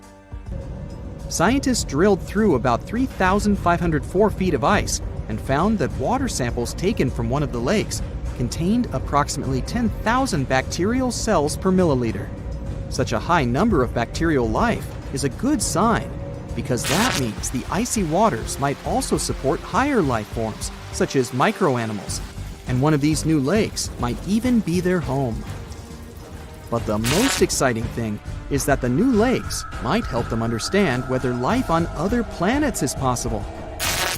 Scientists believe any life below the frozen surface of the planet Mars might follow the patterns seen in Antarctica's lakes. So, there is a possibility that they might find critical new information on the type of life that may have existed on the red planet. You wouldn't want to be there during the winter, though. The lowest temperature on Earth you can experience is negative 128 degrees Fahrenheit. In 2010, there was an even lower temperature of negative 135 degrees Fahrenheit. And you may feel this cold much worse due to the strong and dry winds.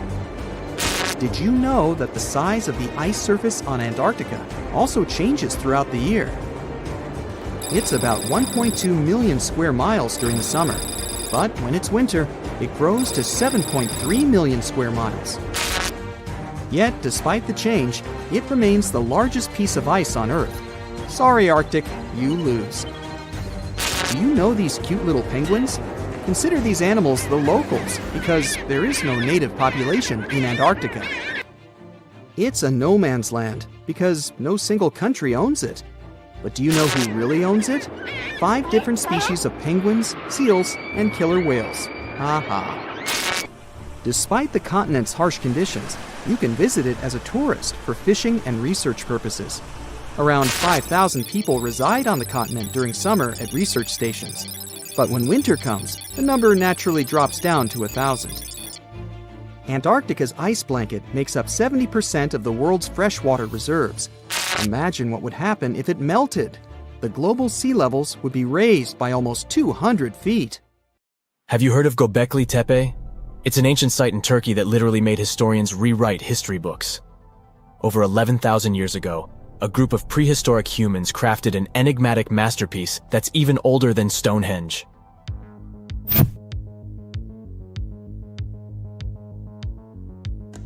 Before its discovery, archaeologists believed that people didn't know about iron and weren't good at making pottery. They were sure that settled life only emerged with the need for agriculture. But Göbekli Tepe changed this belief.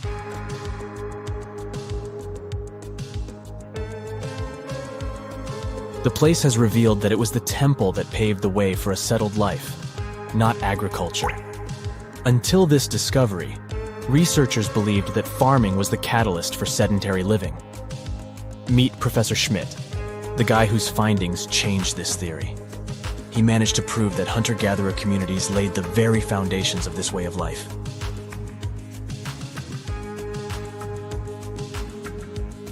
Back in the 1960s, other archaeologists visited the area, but they totally missed the mark. While surveying the region, they stumbled upon a hill with scattered limestone slabs and concluded it was just an old burial ground from medieval times. Little did they know that there was so much more to uncover.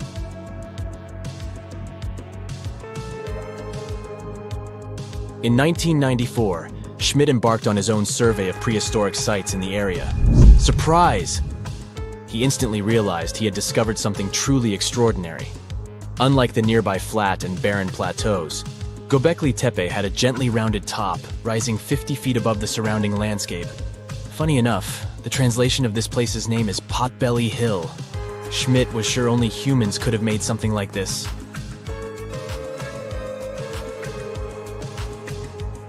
Those broken limestone pieces that were mistaken for gravestones turned out to be way more exciting. It was like stumbling upon a hidden treasure.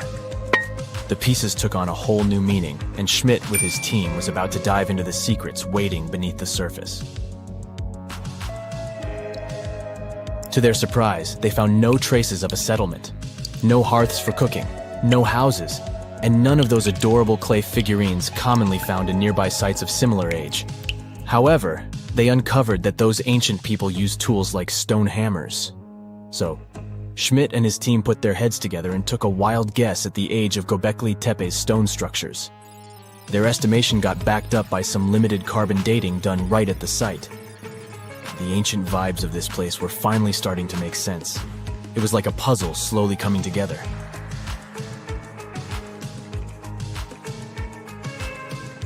You may think that back then, people didn't have special tools to create something as cool as Göbekli Tepe. Not true. Turns out, these prehistoric folks used flint tools instead of fancy metal chisels. They were also skilled at chipping away softer limestone and crafting pillars right on the spot. Afterward, they carried the pillars a short distance to the summit and placed them upright. Once the stone rings were complete, they covered them with layers of dirt. Over time, they added new rings, and voila, you've got a cool hill to impress people in the future.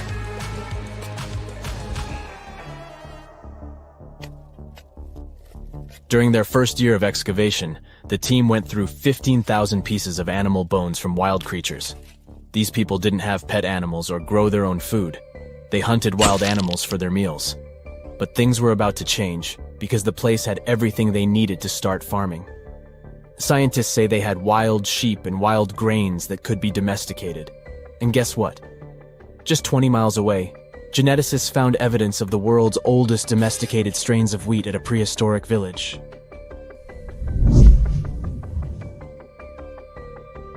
These amazing findings have completely changed how we view civilization. In the past, experts believed that people needed to learn how to farm and settle in one place before they could build temples and develop complex societies. But guess what? Schmidt's research flips that idea on its head. He claims that the incredible effort put into constructing these astonishing structures actually set the stage for the development of advanced societies. It means that societal and cultural changes happened before agriculture. Schmidt has this fascinating hypothesis about Göbekli Tepe. He thinks it could have been a special burial site where people left their loved ones. And here's the twist. The burial site was adorned with fancy statues and symbols representing deities from the spiritual realm. The idea that Göbekli Tepe could have served as a sacred place adds another layer of complexity to the whole story. While the site's true purpose may remain elusive, Schmidt's insights invite us to consider the profound interplay between life and the afterlife, and the deep reverence ancient hunter-gatherer societies may have had for their departed ancestors. Now let's talk about the stars of the show, the mesmerizing T-shaped columns that dominate Göbekli Tepe. These mysterious structures range from 10 to 20 feet tall and most likely represent stylized human figures. But one figure stands out from the rest, the three-dimensional lion relief. This depiction really fires up our imagination. Why? Because it hints at the possibility that lions roamed Anatolia during the Neolithic period.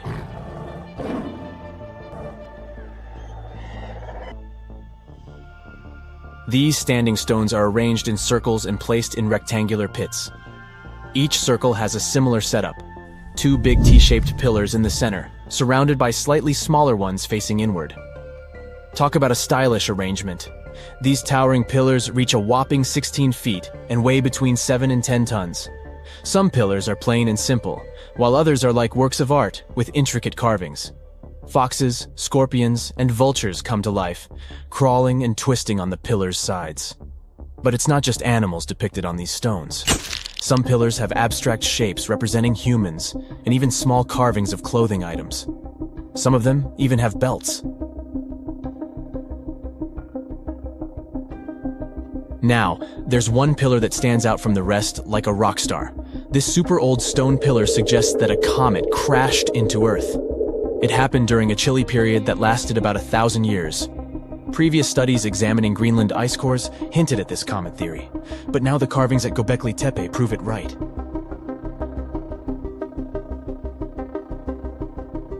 The carvings on the pillars are like a historical comic strip. They even show a headless human figure. Researchers fed the images into a computer and discovered their connections to constellations, indicating that this temple might have been an ancient observatory. It's like our ancestors were trying to document this cataclysmic event in their own unique way.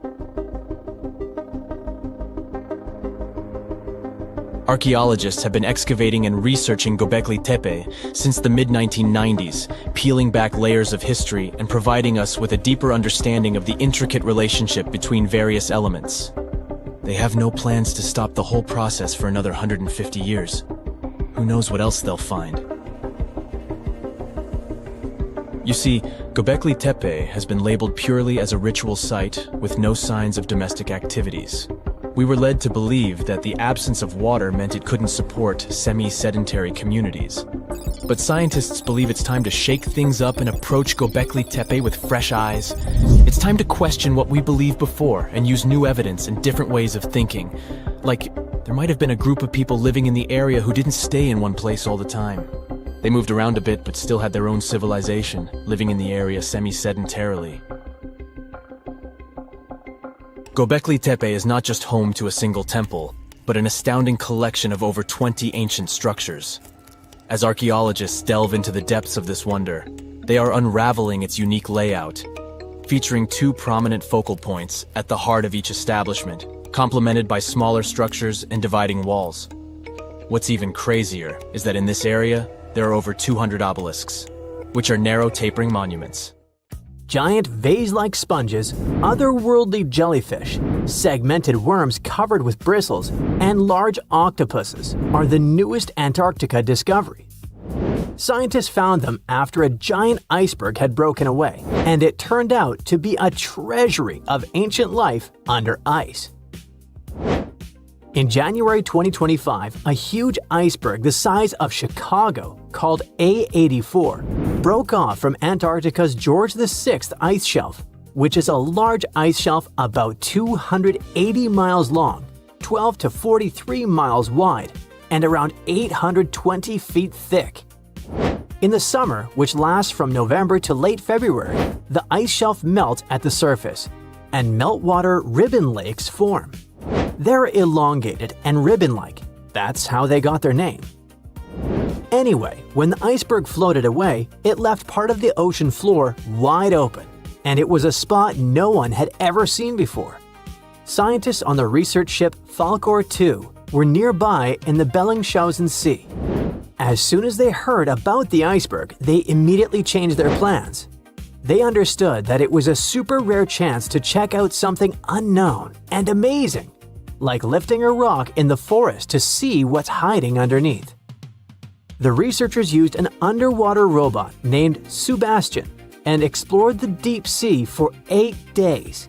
They went as deep as over 4,200 feet. Down there, they found a hidden ecosystem. There were big corals and sponges literally packed with sea animals. A whole world under the ice. The researchers thought they'd find some life down there, but they didn't expect to see so much. And this underwater ancient life wasn't just surviving, it had been thriving in that harsh, icy place for a really long time. Anemones that looked like fluffy little trees, sea spiders, ice fish, octopuses. The research was live streamed to scientists from all over the world, and those live streams are actually in open access.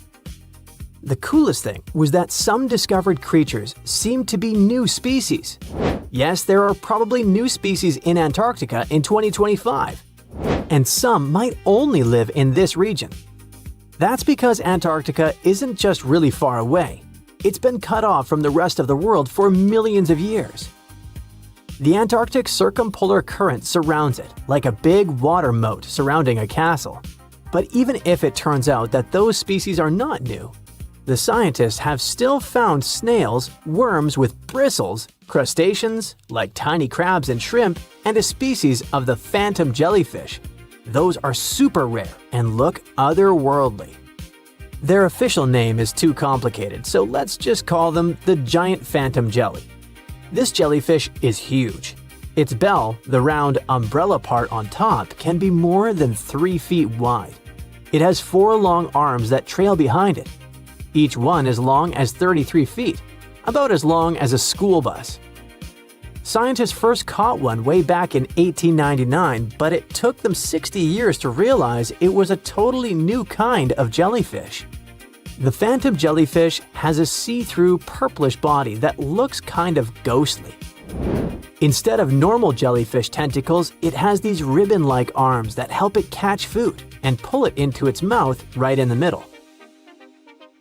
Even though jellyfish don't have brains like we do, researchers watching the giant phantom jelly noticed something surprising. The otherworldly creature seemed to move its arms very carefully and with control, especially when swimming through tight spaces on the seafloor. It looked like it was being very cautious and deliberate. Ugh, creepy. Another sentient being? Jellyfish have a simple nerve net instead of a brain, which helps them sense the world around them. But the way this phantom jelly moved made scientists think it might be smarter or more coordinated than other jellyfish. Studying it can help scientists learn how animals without brains still manage to explore and survive in tricky places underwater. Another cool find was little worms called bristleworms. Scientists call them polychaetes. But let's stick with bristleworms because it kinda sounds fun. Lots of different kinds of them live in super cold, deep parts of the ocean. Bristleworms have bodies made of many segments, and they have tiny little bristles all along their sides. These bristles help them move around, feel what's near them, and even protect themselves from danger.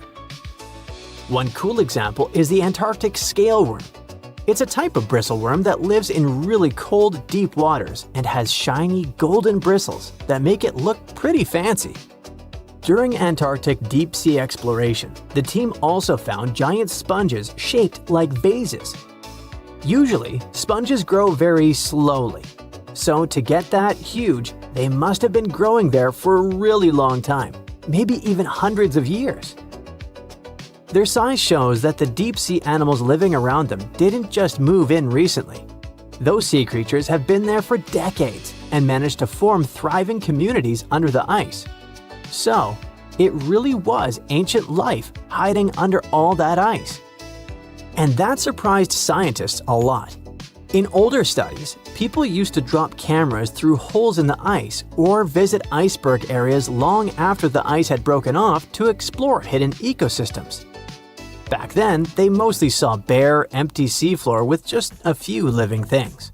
But this time, the team arrived just weeks after the giant iceberg broke away, and they got to see what was hiding right underneath it. The first 9 miles behind the ice shelf can hide rich and busy ecosystems. The area is dark, cold, and hidden for ages, and still, all kinds of creatures live there. This shows that life can survive in places that seem too harsh or frozen for anything to live. On the other hand, finding all this life down there isn't super surprising. Lots of animals live in dark, cold places underwater, so it makes sense that they'd be under the ice shelf too. The ice kind of hides them and keeps them safe from anything going on above. But what's weird is how many different kinds of creatures live there, even though it used to be a really closed-off space. It actually looks a lot like the seabed in parts of Antarctica that don't have ice on top. How can that be? Usually, tiny plants called phytoplankton grow near the surface where sunlight hits. Little shrimp-like animals called krill eat those plants at night. When krill get full, they sink down and bring food and nutrients to the ocean floor. Even their waste helps feed the deep-sea creatures. But if there's a huge ice cap above, sunlight can't get through, so no plants can grow there and no krill bring food down that way. Scientists thought this would mean less food and fewer animals down there, but they found a lot of life anyway. Turns out, food and nutrients probably sneak in under the ice, carried by underwater currents, kind of like rivers flowing under the ocean. Scientists found some animals that lived a long time, so it looks like those currents, which mostly come from melting glacier water, bring enough food to keep the ecosystem healthy and full of life. No one really knows what's going to happen to all that deep-sea life now that the iceberg has floated away. Those creatures have lived under the thick ice for who knows how long, in super stable, pitch-black conditions. Obviously, they're not exactly fans of change, so losing that icy roof might totally mess with their whole setup. One of the scientists mentioned that the ice shelf the iceberg came from has been creeping backward, like 25 miles over the last 50 years. That's a part of a bigger pattern. Antarctica's ice is melting faster and faster, which pushes sea levels up around the world. That's why this Antarctica discovery matters. The team's trying to figure out not just what's happening now, but how this hidden ecosystem fits into the bigger picture. If we can understand how this place is changing over decades or even centuries, maybe we can predict what's coming next. And it's pretty amazing that breaking ice can tell us so much, right? So what comes to your mind when you hear the word Antarctica? Most likely, cold, snow, ice, and penguins. Yet, this is one of the least explored regions in the world that hides many strange and unique things. Check them out. You don't have to go to Antarctica to see this weird thing. All you need to do is open Google Earth and move to one of the southernmost islands of Antarctica, King George Island. Recently, internet users have noticed a large and pretty strange cave entrance there. Where does this wide, dark passage lead? People started making suggestions. It's the entrance to a secret base or some laboratory. This is the part of the spaceship that crashed there thousands of years ago. This is the door to the ancient city of Antarctica. Perhaps there's a giant rock mountain with an ancient cave beneath all this snow and ice. Well, there's some ideas. Users have calculated the approximate dimensions of this cave. It might be about 74 feet high and 250 feet wide. You could hide a Boeing passenger jet in there. Nature probably created this entrance. This is a logical explanation, but there are two strange factors. First, take a look at the foot of the mountain. It seems that there are steps there. They're dark in color, as if they're made of stone. And if you look closely, you can notice something similar to human footprints. Has anyone entered this cave? Or maybe someone is still living there now. The second oddity is the disappearance of the mysterious finding. For the first time, people noticed it in a Google Maps snap in 2007. Then the entrance disappeared. Then it reappeared a few years later. After that, it vanished. And in 2022, people saw it again. Perhaps old snow melts, a new layer falls, and then the wind blows it away and the cycle repeats. But the alleged steps leading deep into the cave make one doubt the natural origin of this tunnel. You can easily find the coordinates on the internet and visit the cave via Google Earth. You might see something there and tell the world. There's another strange thing people discovered with the help of Google Earth.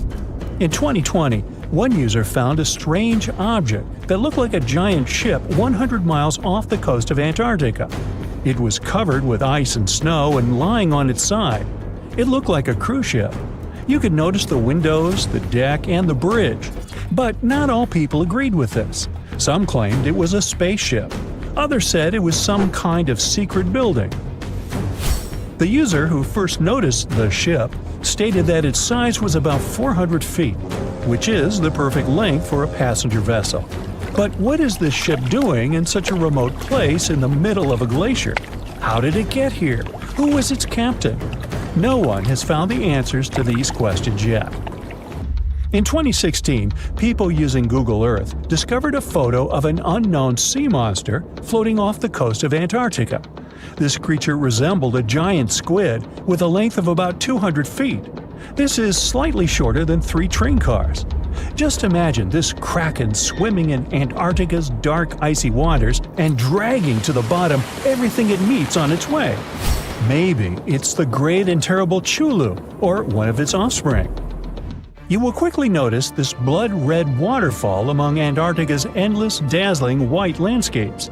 Don't worry, it's not blood. For many centuries, the waterfall has been painting snow in a bright red color. The stream flows straight out of a white iceberg. Let's look inside and find out what's happening there. Millions of years ago, there was a small crystal-clear pond, but then a glacier formed around it. A thick layer of ice and snow blocked sunlight, heat, and oxygen access. For millennia, the reservoir remained in this cold vacuum. But at one point, the water made a hole in the icy wall and broke out. When this salty water comes into contact with oxygen, it immediately turns scarlet or rusty.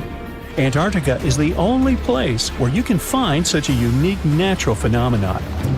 One of the driest places on Earth is located in Antarctica. It's one of the most lifeless deserts in the world, the McMurdo Dry Valleys. In this desert, you won't see the scorching sun, hot sand, and cacti. A desert means a place with a lack of precipitation and life. The McMurdo Dry Valleys meet these parameters. But this place is also unique for Antarctica, since you won't find glaciers there. Despite the frost, ice can't form in the desert because it hasn't rained for millions of years there. It also never snows. A strong wind coming from the mountains reaches speeds up to 200 miles per hour. It would be difficult for you to stay on your feet there. The wind is filled with moisture. It heats up and evaporates all the liquid and snow in the desert because of its high speed. Only dry air reaches the ground. But you can find several lakes there. They don't freeze, only thanks to the high concentration of salt. The water is so salty that large life forms can't develop there. But scientists have found microscopic organisms near the lakes. 20 million years ago, Antarctica was filled with swamps and trees and swarming with insects and animals. But now, it resembles the surface of Mars, literally. Scientists and astronauts are exploring such regions as the McMurdo Dry Valleys, since the natural conditions there are similar to those on the Red Planet. So, before you go to Mars, you can practice living in similar places on Earth. Also, scientists discovered an underwater world in the Antarctic filled with hundreds of amphipods, crustacean animals similar to shrimp. Wait a minute, it happened in the Antarctic? But the McMurdo Dry Valleys are located in Antarctica. Well, the words are very similar, but what is the difference? Oh, and don't forget the Arctic. The Antarctic is the region in the southernmost part of Earth that houses the continent of Antarctica, and the Arctic is another land altogether. They have the same natural conditions, frost, ice, and snow, but they're located in different parts of the planet. The Arctic is at the North Pole, Antarctica is at the South Pole. Now, back to the discovery.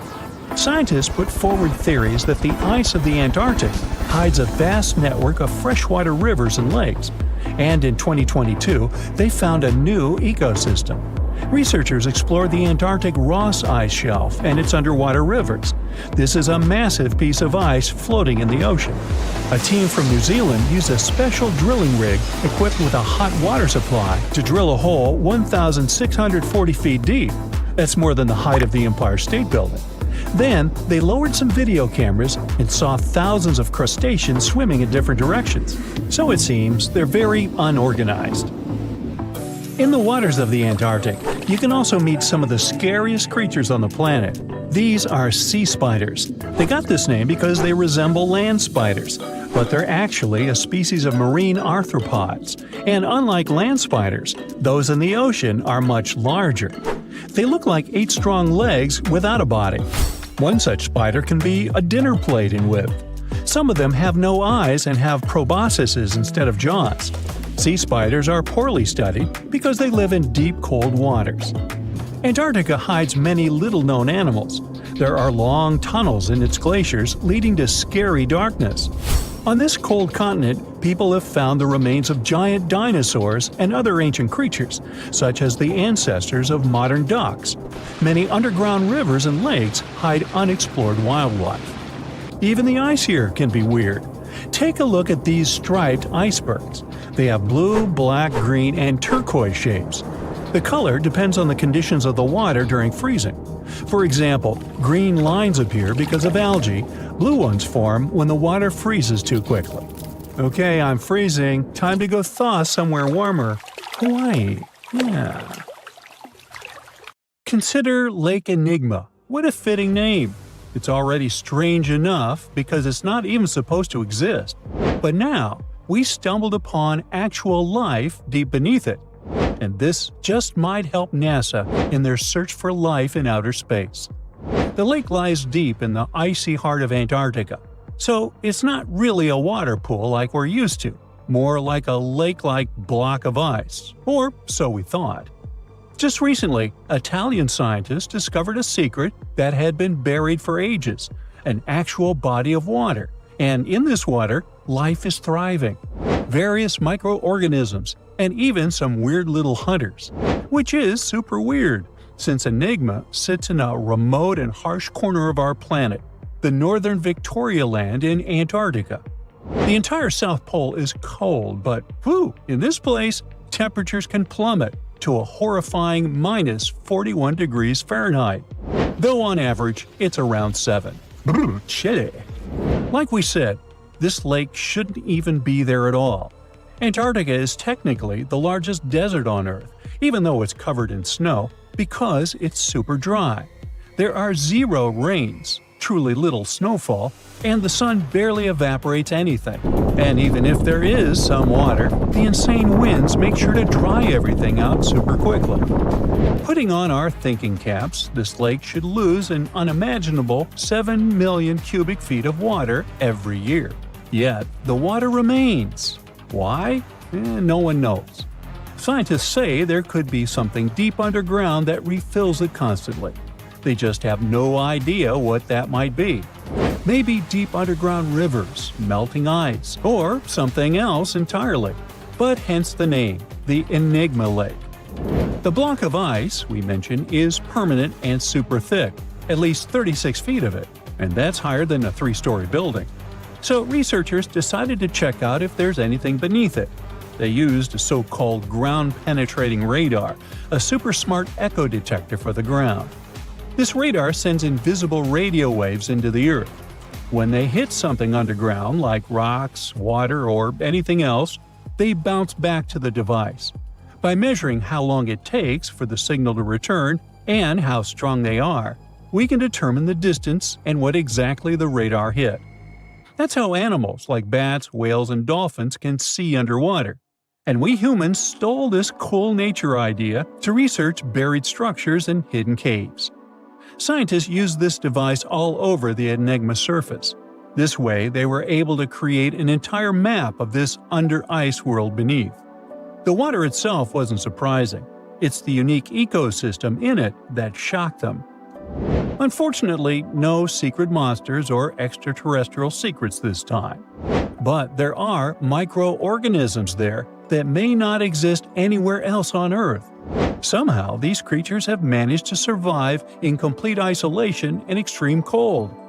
It's not that we don't know these microorganisms, we've met them before, just not exactly like this. There are a couple groups hanging out down there. The first one is Bacteroidota. They love breaking down complex molecules, especially in your stomach, and help digest tough plant fibers.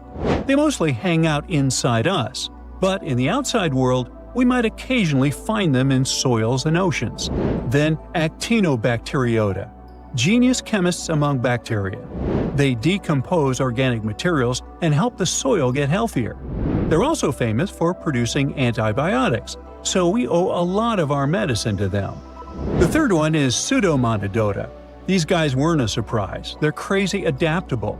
They can thrive pretty much anywhere, from soil to water to the human body.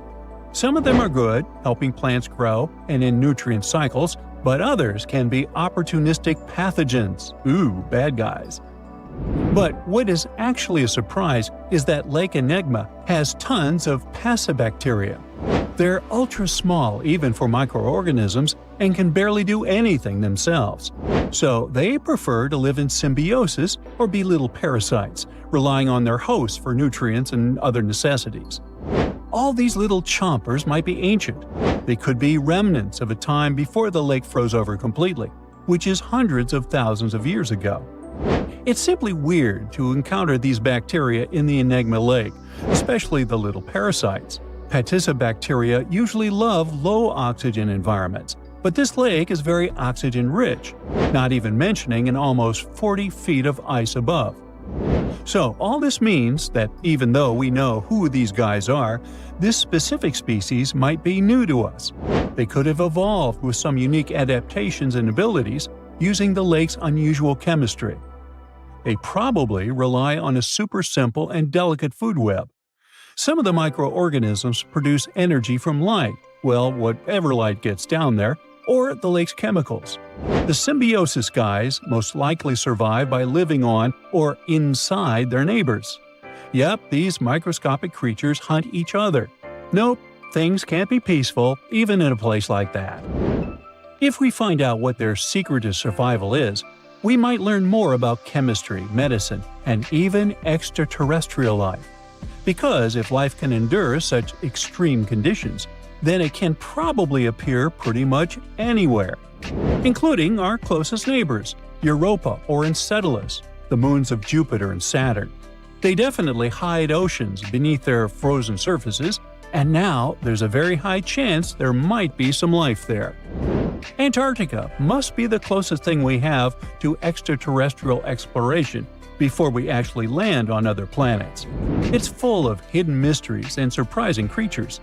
Even outside of Lake Enigma, the South Pole harbors life. Just take the McMurdo Dry Valleys, which are often referred to as Earthly Mars. These are among the most mysterious and extreme places on our planet. They're stretching across Victoria Land in Antarctica, and this is one of the driest places on Earth. Makes sense if you remember the name. Surprisingly, unlike other parts of the South Pole, this land is almost entirely devoid of snow and ice, just lots of super cold ground. There might even be some sand dunes nestled here and there between the rugged mountains. The ground is mostly covered in loose gravel, scattered with ancient rocks made of granite, and something interesting called gneiss, just spelled differently. It's the type of rock that's been through a lot, literally. It's usually born when granite and sedimentary rocks have to endure insane pressure or horrifying heat for a while, a process called metamorphism. These conditions are so intense that they literally rearrange the minerals into layers. That's why gneiss has such beautiful foliated looks. It's the planet's version of baking a layered cake. It's amazing because this place is almost exactly the way it was millions of years ago. These valleys are frozen in time, and they give us a little glimpse into Earth's distant past. And that includes life. Once again, local winds are absolutely terrifying gusts of cold air racing downhill, and they evaporate snow faster than it can even melt. So, logically, you shouldn't find much water here, not even mentioning life. But somehow, you can still stumble across frozen lakes and saline ponds in the dry valleys. And local life stretches all reason and our understanding of biology. It exists inside the rocks themselves. Microorganisms are hidden in slightly moist cracks and crevices. Deep inside, there's endolithic bacteria. These guys are super chill. Instead of moving around like other microorganisms, they always stay put inside their little rocky homes. How do they survive? Through photosynthesis. Just like plants, they take teeny tiny parts of light that gets in crevices and acts like little solar panels, getting energy from the sun. Meanwhile, in another place, beneath the Taylor Glacier, there's bacteria that literally doesn't eat anything. Not comfort, not sunlight, not even oxygen. These guys rely on a diet of dusty rocks and sulfur to fuel their weird metabolisms. By breaking down sulfur and iron, they get energy to sustain themselves. This way, they easily survive in deep seas at sub-freezing temperatures, completely cut off from sunlight, oxygen, and the world itself. This place is fascinating for both its life and the lack of it. In some parts of the valleys, like University Valley, yes, that's what it's called, the permafrost is so harsh that no microbes were found at all. This might be one of the only places on Earth where life appears to be completely absent, a quite scary idea. Anyway, now scientists are thinking about learning more about Lake Enigma and drilling this Mars-like environment, exactly for that reason, to see how we could get samples from Mars in the future. Ooh, you're diving into the dark and icy waters of Antarctica. The eerie blue darkness is enveloping you, reminiscent of the vast expanse of open space. In these depths, where you least expect to encounter any living creature, you suddenly hear a loud, strange sound. A quacking noise, as if a giant duck was hidden in the deep. In 1960, researchers first recorded this sound and named it bioduck. Clever. For decades, they tried to unravel the mystery of its source. Was it a giant kraken? An extraterrestrial spaceship that had crashed into the ocean? A mysterious sea monster? Or perhaps an enormous duck? There were many versions, one more bizarre than the other. Oceanographers detected similar sounds in other locations as well. Off the western coast of Australia and near New Zealand, they recorded similar but higher pitch signals, which they named bio-goose. It seems the creepy atmosphere of the story disappears with such names. Anyways, these sounds were not isolated incidents. They happened multiple times with consistent intervals. Many initially thought the source must be mechanical, given the regularity of the sounds. However, studying the oceans in the latter half of the 20th century was challenging because of limited technologies. Nevertheless, scientists persisted in collecting data on bioduck and biogoose, driven by their insatiable curiosity. As more data accumulated, so did the theories. But scientists eventually uncovered the mystery. Bioduck turned out to be a form of communication with a biological origin. When researchers analyzed the repeating sounds, they noticed that the signals never overlapped. One source would speak while the others remained silent, suggesting a form of communication. The question remained, which ocean creature possessed such an extraordinary method of communicating through varied frequency sounds? The answer, as many have guessed, is whales. Scientists compared the bioduck sound from Antarctica with the calls of minke whales and found striking similarities. The biogoose sounds from the waters off Australia and New Zealand likely belong to other species or very young minke whales. This discovery, however, only deepened the mystery. What purpose did these sounds serve? Were the whales discussing their dinner plans, laughing at the humans recording their voices, or perhaps sharing deep insights about the universe?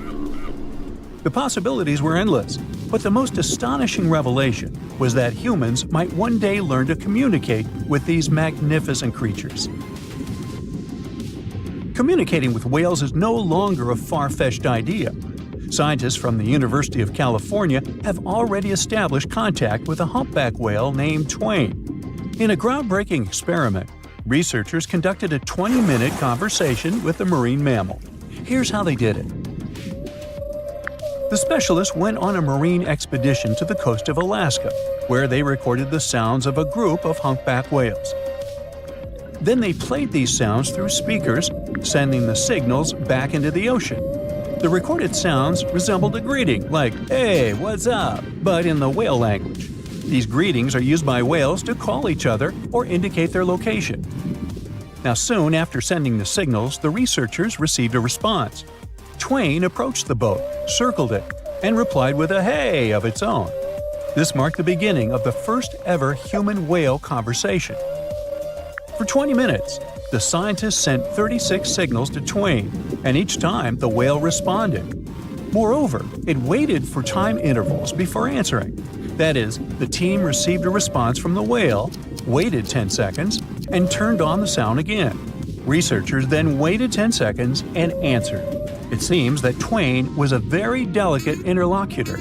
Maybe it was a gentleman in the whale world, who knows? Or maybe it was simply intrigued by the unusual interaction. The signals used in this communication belonged to a group of whales that included Twain. It's likely that the researchers had recorded Twain's own sounds and used them to communicate with it. In a sense, Twain was conversing with itself. Now let's continue our journey and venture into the deepest oceanic trench on Earth, the Mariana Trench. A quick reminder, the Mariana Trench is a colossal chasm in the ocean floor, stretching over 1,500 miles south of Japan and reaching a depth of nearly 36,000 feet at its deepest point. To put that into perspective, the height of the Burj Khalifa, the world's tallest building, is like 1/10 of the Mariana Trench's depth. Now imagine this. In this deep, dark abyss, scientists recorded a strange sound.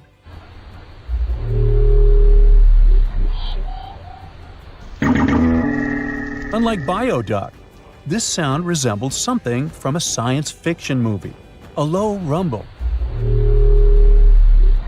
followed by a metallic ping, reminiscent of the sounds made by spaceships in sci-fi movies. Researchers named this mysterious phenomenon biotwang noises. Scientists first detected this strange sound in 2014 during an acoustic survey of the Mariana Trench, and they quickly identified its source: whales, specifically Bride's whales. Using artificial intelligence, researchers analyzed around 200,000 hours of audio recordings from the ocean and found matches with a group of bride's whales. Like other animals, these whales use sounds as a form of communication. Now, did you know what else was found at the bottom of the Mariana Trench? A plastic bottle. It's unlikely it was done by a kraken or a whale or some type of monster. Everything is simpler here. The bottle ended up there because of a human. But that's a topic for another video. Okay, let's deal with one more sound. No whales this time, just a mysterious sound in the loneliest place on Earth. This place is called Point Nemo, and that's why it's so lonely. Located in the South Pacific Ocean, Point Nemo is the most remote spot from any land. The nearest island is 1,450 nautical miles away. It's about the same long distance from land in all other directions. Moreover, here, there's almost no marine life, since few water currents reach this spot, and therefore few nutrients are supplied. In a sense, it's a water desert. And so, in 1997, oceanographers recorded a very strange and frightening sound coming from the depths in the area of Point Nemo.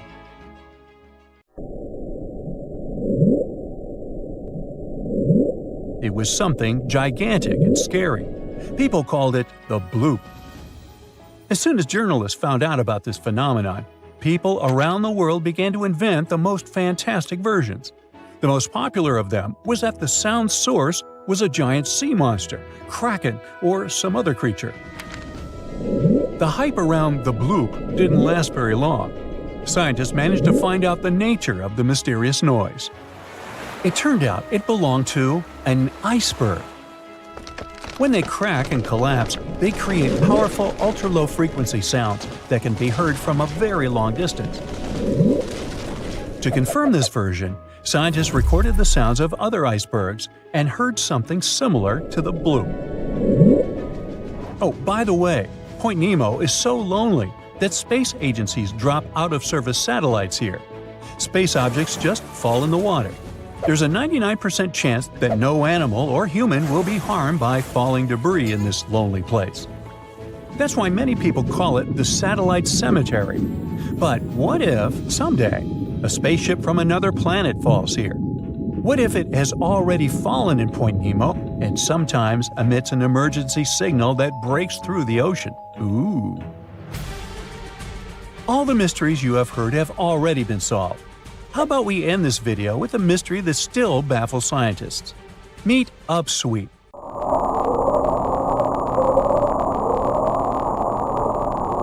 One of the most mysterious sounds ever recorded in the ocean. It's not just noise, it's a series of short ascending tones repeated at intervals of several seconds. It was first discovered in 1991 using hydrophones installed in the Pacific Ocean. At first, oceanographers suggested that upsweep could be associated with volcanic activity or underwater earthquakes. But the seasonal nature of the sound and its intensity change depending on the time of year, which rules out these versions. People began to consider hypotheses related to the biological life of the ocean. They studied the migration routes of marine animals and their behavior at different times of the year. However, despite all efforts, the sound source has not been identified. Some studies suggest that upsweep may be associated with certain species of fish or other marine animals that make sounds for communication or navigation, but no one has been able to prove it. In 1985, Chilean biologist Dr. Daniel Torres was doing a census of mammals and collecting marine refuse on Cape Sheref in Antarctica. He was going to pick up a big plastic container when he noticed one white rock among the dark volcanic stones. It turned out to be a human skull, and as Dr. Torres found later, it belonged to a young woman who lived in southern Chile. She was most likely in her early 20s and starving when she passed away. Several years later, scientists also found fragments of femurs and used DNA analysis to prove they belonged to the same lady. This discovery could change history as we know it. How did a female skull end up in Antarctica, at a spot where sealers used to camp? Women usually wouldn't go on sealing trips in the early 1800s. To add to the mystery, there was nothing else found at the site. No papers, no special markings, no tools or other objects that could tell us who she was, what happened to her, or how she ended up there. It could mean that people from Chile had a camp here before anyone else set foot on the continent. Scientists made another unique discovery in Antarctica, an ancient meteorite fragment that could be proof there's life on other planets. They believe this meteorite is over 4 billion years old and it might have come straight from Mars. In 1996, NASA scientists announced that they found special chemical marks on the rock. Some ancient Martian organisms may have left them behind, but not everyone was convinced. And later studies found that the carbon-rich chemicals on the rock probably weren't biological at all. Long ago, when Mars was a much wetter place, massive space rocks collided with the planet. These collisions produced intense heat and changed the landscape. The rock found in Antarctica likely survived 2 such impacts before a third powerful strike hurled it into space. While still on Mars, this rock bathed in water that moved through tiny cracks in its surface. This water probably left behind strange carbon bubbles that scientists thought might be the fingerprints of ancient life. Researchers recover more rocks from space in Antarctica than in any other part of the world. But you don't expect to see a pyramid there, right? I could make you try to solve this mystery, but okay. This object only looks like a pyramid. In fact, it's a mountain. You can easily find it on Google Maps if you scroll all the way to the Ellsworth Mountains. It's the tallest mountain range in Antarctica, and it stretches for almost 250 miles. Explorers from the British Antarctic Expedition first found this unusually shaped mountain and nicknamed it the Pyramid. Over the past 100 years, many people have wondered if there really was a pyramid in Antarctica. And if yes, who built it? But scientists totally rained on this icy parade as they explained there is nothing unusual about a rocky peak showing above the ice. It's just a coincidence that this one and the neighboring peak are cut in a pyramid shape. Researchers at the University of Colorado found a 10,000-year-old hunting tool near Yellowstone National Park. It was buried in ice, but as it melted because the temperatures got warmer, the tool came to the surface. Researchers were keeping this find a secret for a year. They wanted to get the findings published in a scientific journal before amateur archaeologists would get there and start their own search operations on the site and disturb it. The dart, which is about 3 feet long, was made from a birch tree, and it still has some markings that prove that it belonged to an ancient hunter. In the good old days when it was actively used, the dart had a sharp tip on one end.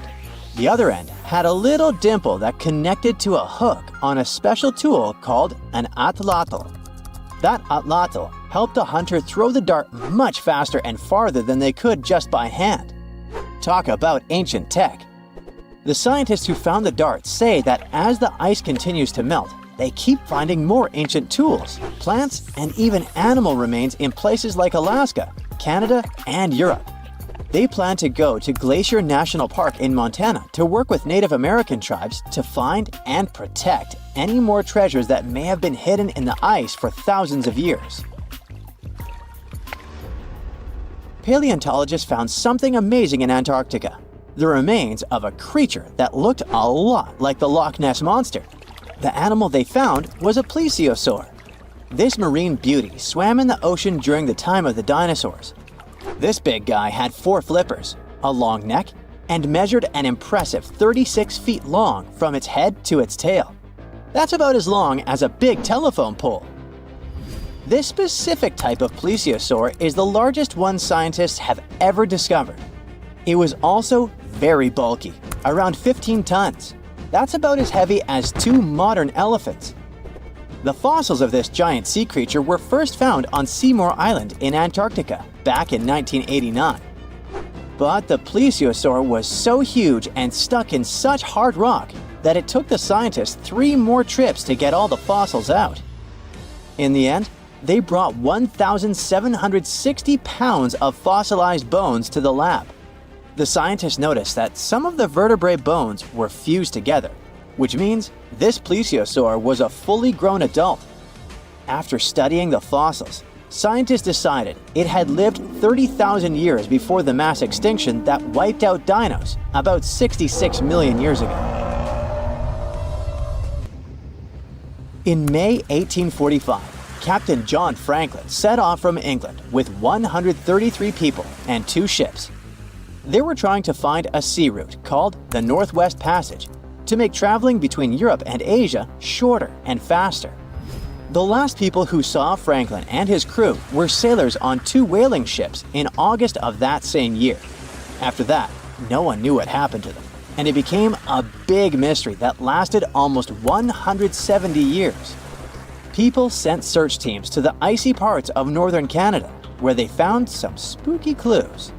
There were things left behind by Franklin's crew, and they heard sad stories from Inuit people who lived there. They even found a note from 1847 on King William Island, written by one of the crew members. The note said the 2 ships had gotten stuck in the ice. Finally, in 2014, Canadian scientists announced that they had found the wreck of the Erebus at the bottom of the Wilmot and Crampton Bay. 2 years later, they found the second ship, about 45 miles away. Both ships were still in great shape, even after being underwater for so long. Underwater archaeologists studied the cabins on the ships and brought back hundreds of objects. Thanks to these artifacts, they can paint a better picture of what really happened during the last days of Franklin's dangerous journey. A mountain hiker found an unusual sandal in an area known as the Horse Ice Patch in Norway in the summer of 2019. The hiker sent GPS coordinates and photos of the find to researchers who study archaeology preserved within glaciers and ice patches. The archaeologists checked the weather forecast and figured out that they only had 1 day to retrieve the show before the snow covered it with a thick blanket. Then it would take years for it to melt, so they had to act fast and rush to the location to secure the sandal. This vintage shoe turned out to be around 1,700 years old after radiocarbon dating. They also found other artifacts in addition to the Iron Age footwear, such as frozen horse manure from the Viking Age and textiles. All these findings could mean that there used to be a travel route in the mountains that connected inland Norway to the coast a long time ago. In 2011, scientists from Chile found a weird-looking fossil in Antarctica that looked like a squashed football. Almost 10 years later, the rock just sat on a shelf in Chile's National Museum of Natural History with no specific label.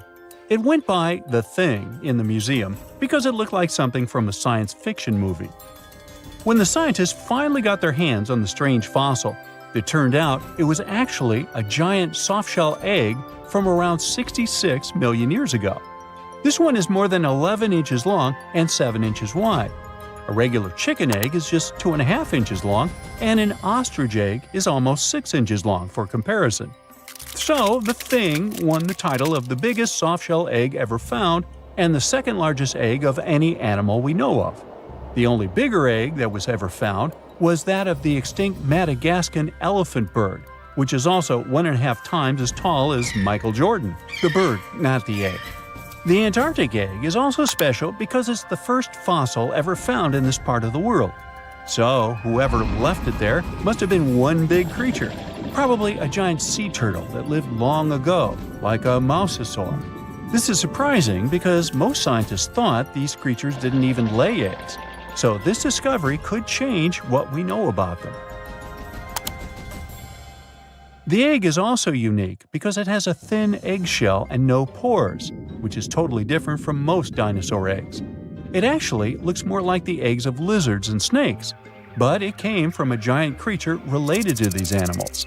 No known dinosaurs or flying reptiles from that time and place were big enough to lay such a huge egg, so it must have been a mosasaur after all. But we can't be 100% sure. Scientists did a lot of work and studied 259 types of living reptiles, like lizards and snakes, and their eggs. From this, they figured out that the mommy who laid the egg was probably at least 23 feet long, not counting her tail. During the late Cretaceous period, This part of Antarctica might have been like a nursery. Paleontologists have found bones of tiny mosasaurs and plesiosaurs in the same area, along with bones from the grown-up ones. Archaeologists in Norway made another cool but literally discovery and found dozens of arrows that had been hidden in ice for 6,000 years. They were melting out of a large ice patch in the high mountains, covering an area of about 45 football fields. In 2014 and 2016, when the summers were extra warm, scientists went to an ice patch called Langfoni to look around. They also found lots of reindeer bones and antlers there. Some of the arrows were whole and some in pieces, along with 5 arrowheads around the melting ice patch. This is more arrows than have been found at any other frozen site in the world. Some of the 68 found arrows date back to the Neolithic period, and the newest ones are from the 14th century of the Common Era. Ice is like the perfect time machine that can preserve whatever ends up there in an almost perfect condition. Langfoni became famous as one of the first ice patch sites after a local hiker found a 3,300-year-old leather shoe right next to its edge. Scientists are studying places like this to understand how people used these sites and how the ice patches from Norway to North America changed over time.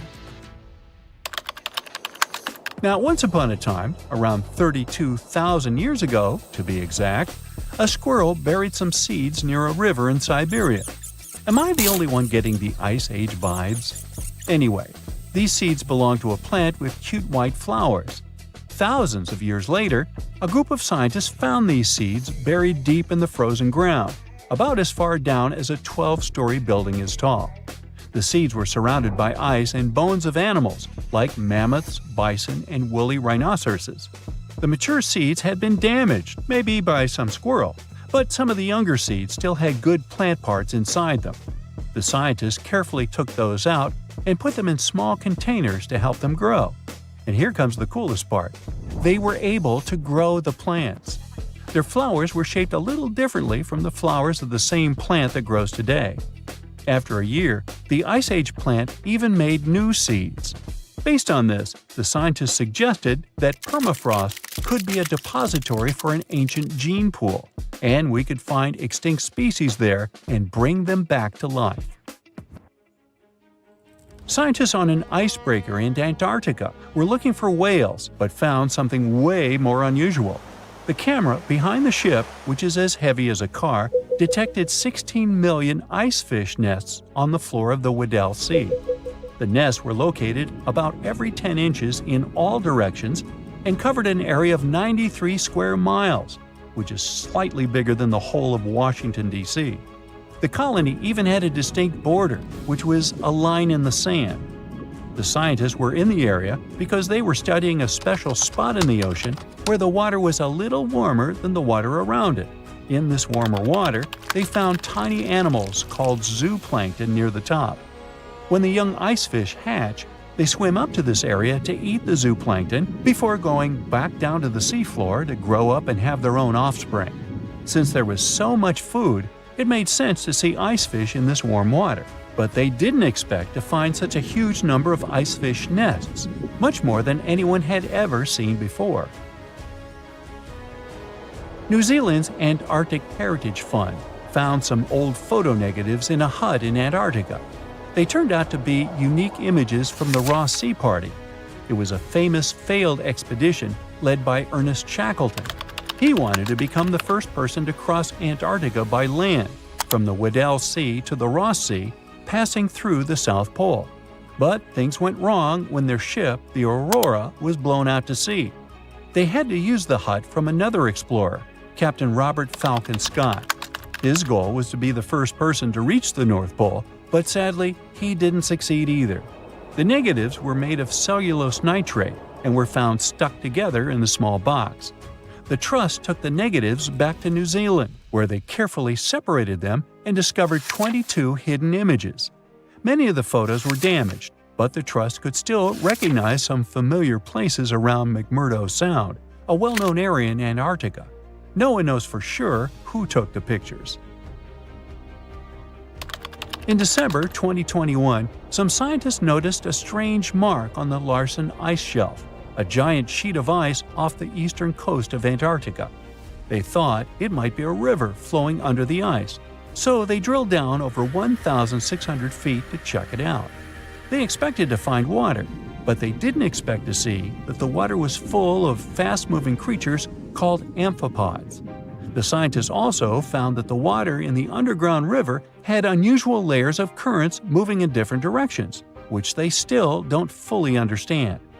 Another surprising thing happened during their research. On December 20th of the same year, a volcano erupted far away in Tonga, and the pressure waves from the eruption were detected all the way down in the ice river in Antarctica. It shows how everything on our planet is connected, even in the most distant places.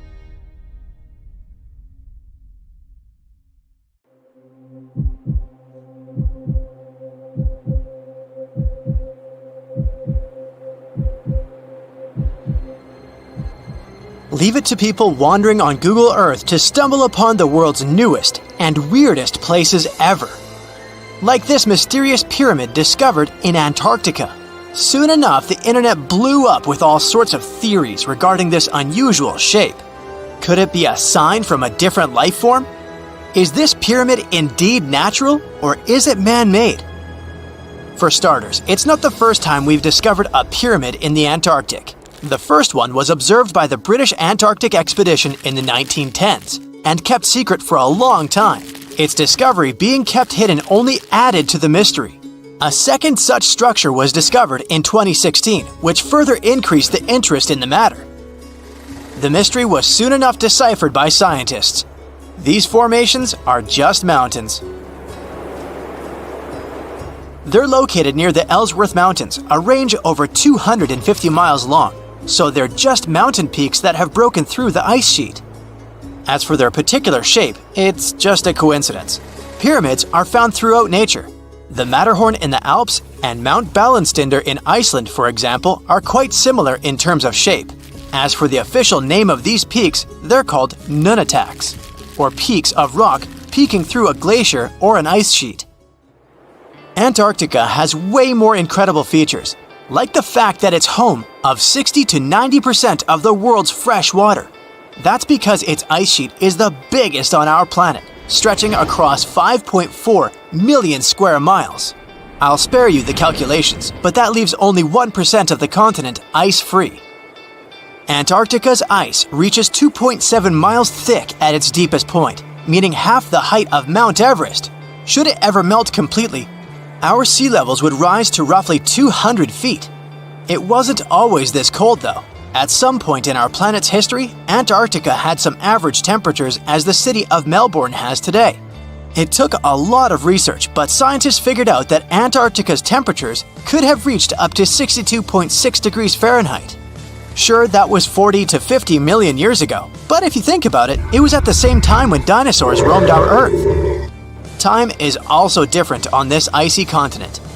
All the lines of longitude that help us calculate different time zones merge into a single point at the South Pole. Here, there are 6 months of daylight in the summer, followed by 6 months of complete darkness during the colder season. So, scientists working here stay, on average, in the same time zone they've come from.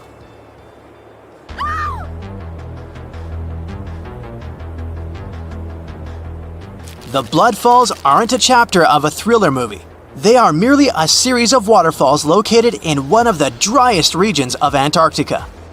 They emerge from an underground lake filled with a special type of bacteria. These little organisms use sulfates as fuel instead of sugars, which makes them very intriguing for scientists. The water contained in this lake is so full of iron that it basically just rusts when it meets air.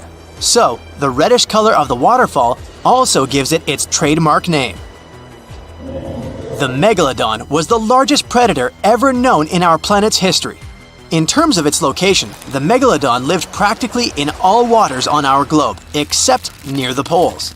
The reason why there were no megalodon teeth found in Antarctica is probably because the gigantic creature was adapted to only warm tropical and subtropical waters. If you plan to visit Antarctica by boat someday, just know you might not get there on a non-metallic boat. The hull of your transportation device must be made of either steel or aluminum to withstand the harsh weather conditions here. Antarctica isn't home to a lot of bugs. In fact, there is only one true species of insect that calls this place home. It's a wingless midge called Belgica antarctica. This fly is so tiny that it only reaches 0.08 to 0.23 inches long, but it's still the Antarctic's largest terrestrial animal. A lot of Antarctic fish also come with an antifreeze substance in their blood. They don't necessarily need it for protection against the cold temperature, but mostly against touching ice. These antifreezes are made up of large glycoprotein molecules. They surround any small ice crystals that may form, making sure they don't spread through the animal's tissues, which could cause a lot of damage. They also create a sort of small pillow blocking the sharp ice crystals, so they're less likely to cause any pain. It also doesn't rain a lot here on this icy continent, but one amazing meteorological quirk of Antarctica is that it's full of diamond dust. This dust is basically small ice crystals that pop out of humid air close to the Earth's surface. Think of it like an icy fog. As they flow through the air and get touched by sunlight, they begin to sparkle, making visitors here feel like they're surrounded by diamonds. It's probably the last place you'd want to go into labor, but in 1978, the first person was born here ever. Emil Marco Palma was its name, and ever since, 10 other people have been born here in Antarctica. There's a lake on this icy continent that is so full of salt, it makes it impossible for it to freeze over, even if temperatures can go as low as 5 degrees Fahrenheit. That's because pure water freezes at 32 degrees Fahrenheit. Water that has salt in it, or any other substance for that matter, will freeze, but at a way lower temperature. That lower temperature is adjustable depending on the substance itself and the amount that has been placed into the water. Antarctica was the last official continent to be discovered. It remained completely unseen until the 1820s. But it took another 20 years to confirm it was actually a continent and not just a group of icy islands. Just because it's really cold here doesn't mean you can't go on a date here. One December night, an American scientist that was posted in Antarctica logged into a dating app simply out of curiosity. He was certain no other profiles would show up, but to his surprise, he found someone soon enough. Another researcher who was stationed just 45 minutes away, by helicopter of course. They eventually got together and went on the first date in Antarctica ever recorded. Apart from ice, this continent has something else way more abundantly than any other piece of land on Earth: meteorites. If we look at the research done by scientists, meteorites have equal chances of reaching any place on our planet. However, once they go through our atmosphere, the situation is a bit more complex. That's because different climates on our planet, like the humid ones found near the jungle, have a lot of moisture and oxygen, which will corrode most meteorites. The climate in Antarctica is really dry, so the possibility of meteorites corroding is little to none. More so, it's way easier to spot these rocks on the icy white surface of this area than in any other place on Earth. If you're not scared of the cold, you'll surely freak out when you hear about the winds here. That's because Antarctica is for the most part the windiest place on Earth. Wind speeds have been reported here to reach even 200 miles per hour. Antarctica wasn't always a frozen wasteland. A long time ago, it was full of life, and 56 million years ago, something terrifying stalked its jungles. A giant flesh-eating bird. It was around 6 feet tall and weighed as much as a lion. For millions of years, nothing could challenge it, so why did it disappear? And could there be even bigger predators still hidden beneath the ice? Paleontologists found 2 massive claw bones in Antarctica, sharp, curved, and powerful, belonging to this bird. They were dug up from the Epresian-aged rocks of Seymour Island, which means they're around 40 to 50 million years old. Their shape left no doubt. These were the so-called terror birds. Their scientific name is Forus raceti, some of the most fearsome predators to ever walk the earth. They were flightless and didn't even need wings. Instead, they could sprint at breakneck speeds, like ostriches from a nightmare. For millions of years, these birds ruled South America. But now, for the first time, their presence has been confirmed in Antarctica. No surprise here. Back then, South America and Antarctica were still connected, allowing animals to easily commute between continents. So these birds probably migrated south to adapt to life on Antarctica's prehistoric landmass. It didn't just survive here, it thrived. But at some point, this nightmare of an animal vanished. Why? Most likely because of the temperature changes. Antarctica was cooling, slowly turning into the frozen wasteland we know today. Its prey may have declined, leaving the predator without enough food. Eventually, it disappeared, leaving no descendants behind. Researchers hope that they'll find a complete skeleton eventually. They're also wondering where there might be even bigger species waiting to be discovered. Perhaps these birds evolved into a completely new Antarctic lineage. But for now, all we have are two giant, creepy claws. People often think that there are almost no animals or plants in Antarctica. But that's not true at all. Penguins waddle around, and forget the cute tiny ones. Antarctica used to have 6-foot-tall monsters. The emperor penguins are the largest penguin species alive today. They can dive over 1,800 feet deep and hold their breath for over 20 minutes. There were giant ancient penguins around 38 million years ago. They were the size of humans. Fossils show they had long, sharp beaks, making them terrifying hunters of fish and squid. The fish there are also absolutely fascinating.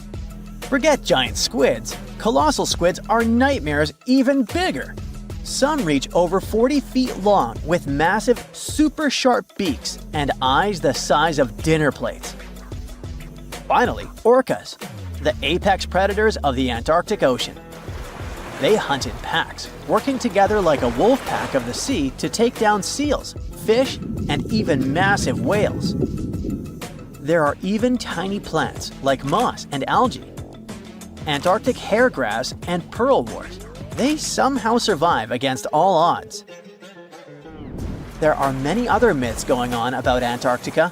For example, some people think that when icebergs break off from glaciers, they immediately start drifting straight into the open ocean until they melt. But the reality is way more chaotic. First, when an iceberg breaks off from a glacier or ice shelf, it has to deal with underwater obstacles. It can stay stuck on the seafloor for decades without moving. Then they get caught in powerful whirlpools and spin in place for months. One iceberg, a 23A, spent nearly 40 years frozen in place before finally breaking free, only to get caught in a swirling ocean vortex for another 8 months. After that, their paths are influenced by ocean currents, tides, winds, and even underwater topography. They don't just float freely. Their movements are full of literal, unexpected twists. And speaking of glaciers, another strange rumor is that some humans can't travel more than 311 miles inland in Antarctica because of an impassable ice wall, freezing jet fuel, deadly winds, and no oxygen. But this is completely false. Antarctica has been explored by planes, vehicles, and even scientists on foot. There's an entire research station sitting at the South Pole. People live there all year long. The ice wall is real, a massive ice cliff rising above the ocean. But that isn't some secret barrier, it's an ice shelf. These are thick slabs of ice that form when glaciers slowly flow off the land and spread over the ocean. Almost 3/4 of Antarctica's coastline is made up of them, but they don't form some giant ring around the world. Antarctica is one of the most extreme places on Earth, but we've conquered its challenges and we keep learning more about it every year. That's why every year, millions of dollars are poured into keeping research stations running, protecting wildlife, and making sure the people who live there have everything they need. But where does all this money go? Well, Antarctica stations are basically small cities. There's electricity, heating, water purification, food storage, and medical facilities. The biggest station, McMurdo, is basically a town with over 1,000 people in summer. It has everything from a fire station to a gym. The South Pole Station is super deep inland, so it's one of the hardest places to supply. Getting food and fuel there requires airplanes flying thousands of miles in extreme cold. But the internet loves a good mystery. When Google Maps revealed what looked like a massive doorway in Antarctica, conspiracy theorists went wild. People joked about everything from Bigfoot's vacation home to a secret base, or even a Star Trek spaceship hangar hidden in the ice.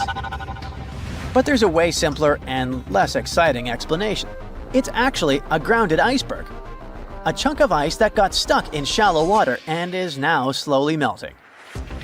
As ice moves across the landscape, it flows around bumps and obstacles, creating odd shapes. The process of melting, breaking apart, and refreezing can carve ice into unexpected forms. Antarctica also has incredibly strong downward-blowing winds that sculpt ice into dramatic formations over time. No secret doorway, unfortunately. And speaking of doors, for years, Ushuaia, Argentina, has been called the gateway to Antarctica, the last stop before the icy continent, the place where expeditions begin. But there's another option. Punta Arenas, Chile. Let's compare them. Ushuaia is closer to Antarctica. It's the top departure point for tourists going on cruises. But no regular flights to Antarctica. No major scientific bases operating from here. It's basically controlled by the military, which refuses to allow private flights, only commercially operated ships. Yes, Punta Arenas is further from Antarctica, but 22 countries and global organizations use it as their main base. There are regular flights to Antarctica happening there every year. Private airlines can actually operate here, making it the real air connection to Antarctica. Ushuaia may have the best location physically, but Punta Arenas actually runs the show. Argentina made a huge error in picking its Antarctic airbase. Instead of setting up a simple, accessible base at sea level, they built Marambio Base, very high on rough terrain, completely impossible to reach by land. Everything has to be flown in by helicopter, making operations slow, expensive, and frustrating. For 50 years, Argentina stubbornly stuck to this bad decision, while Chile set up efficient, well-planned bases that the world now uses. If things don't change, Ushuaia will be nothing more than a tourist stop. But what's terrifying is that Antarctica seems to be returning to its past. It's supposed to be the coldest place on Earth, but something shocking happened just recently. For the first time in recorded history, temperatures in Antarctica broke 68 degrees Fahrenheit. This continent is buried under miles of ice. Usually, temperatures there can drop to minus 112 degrees. But in the winter of 2020, scientists recorded an insane 69 degrees on Seymour Island, hotter than many places in Europe at that time. Scientists believe there are several reasons for that. First, there are changes in the way heat moves around the planet's waters.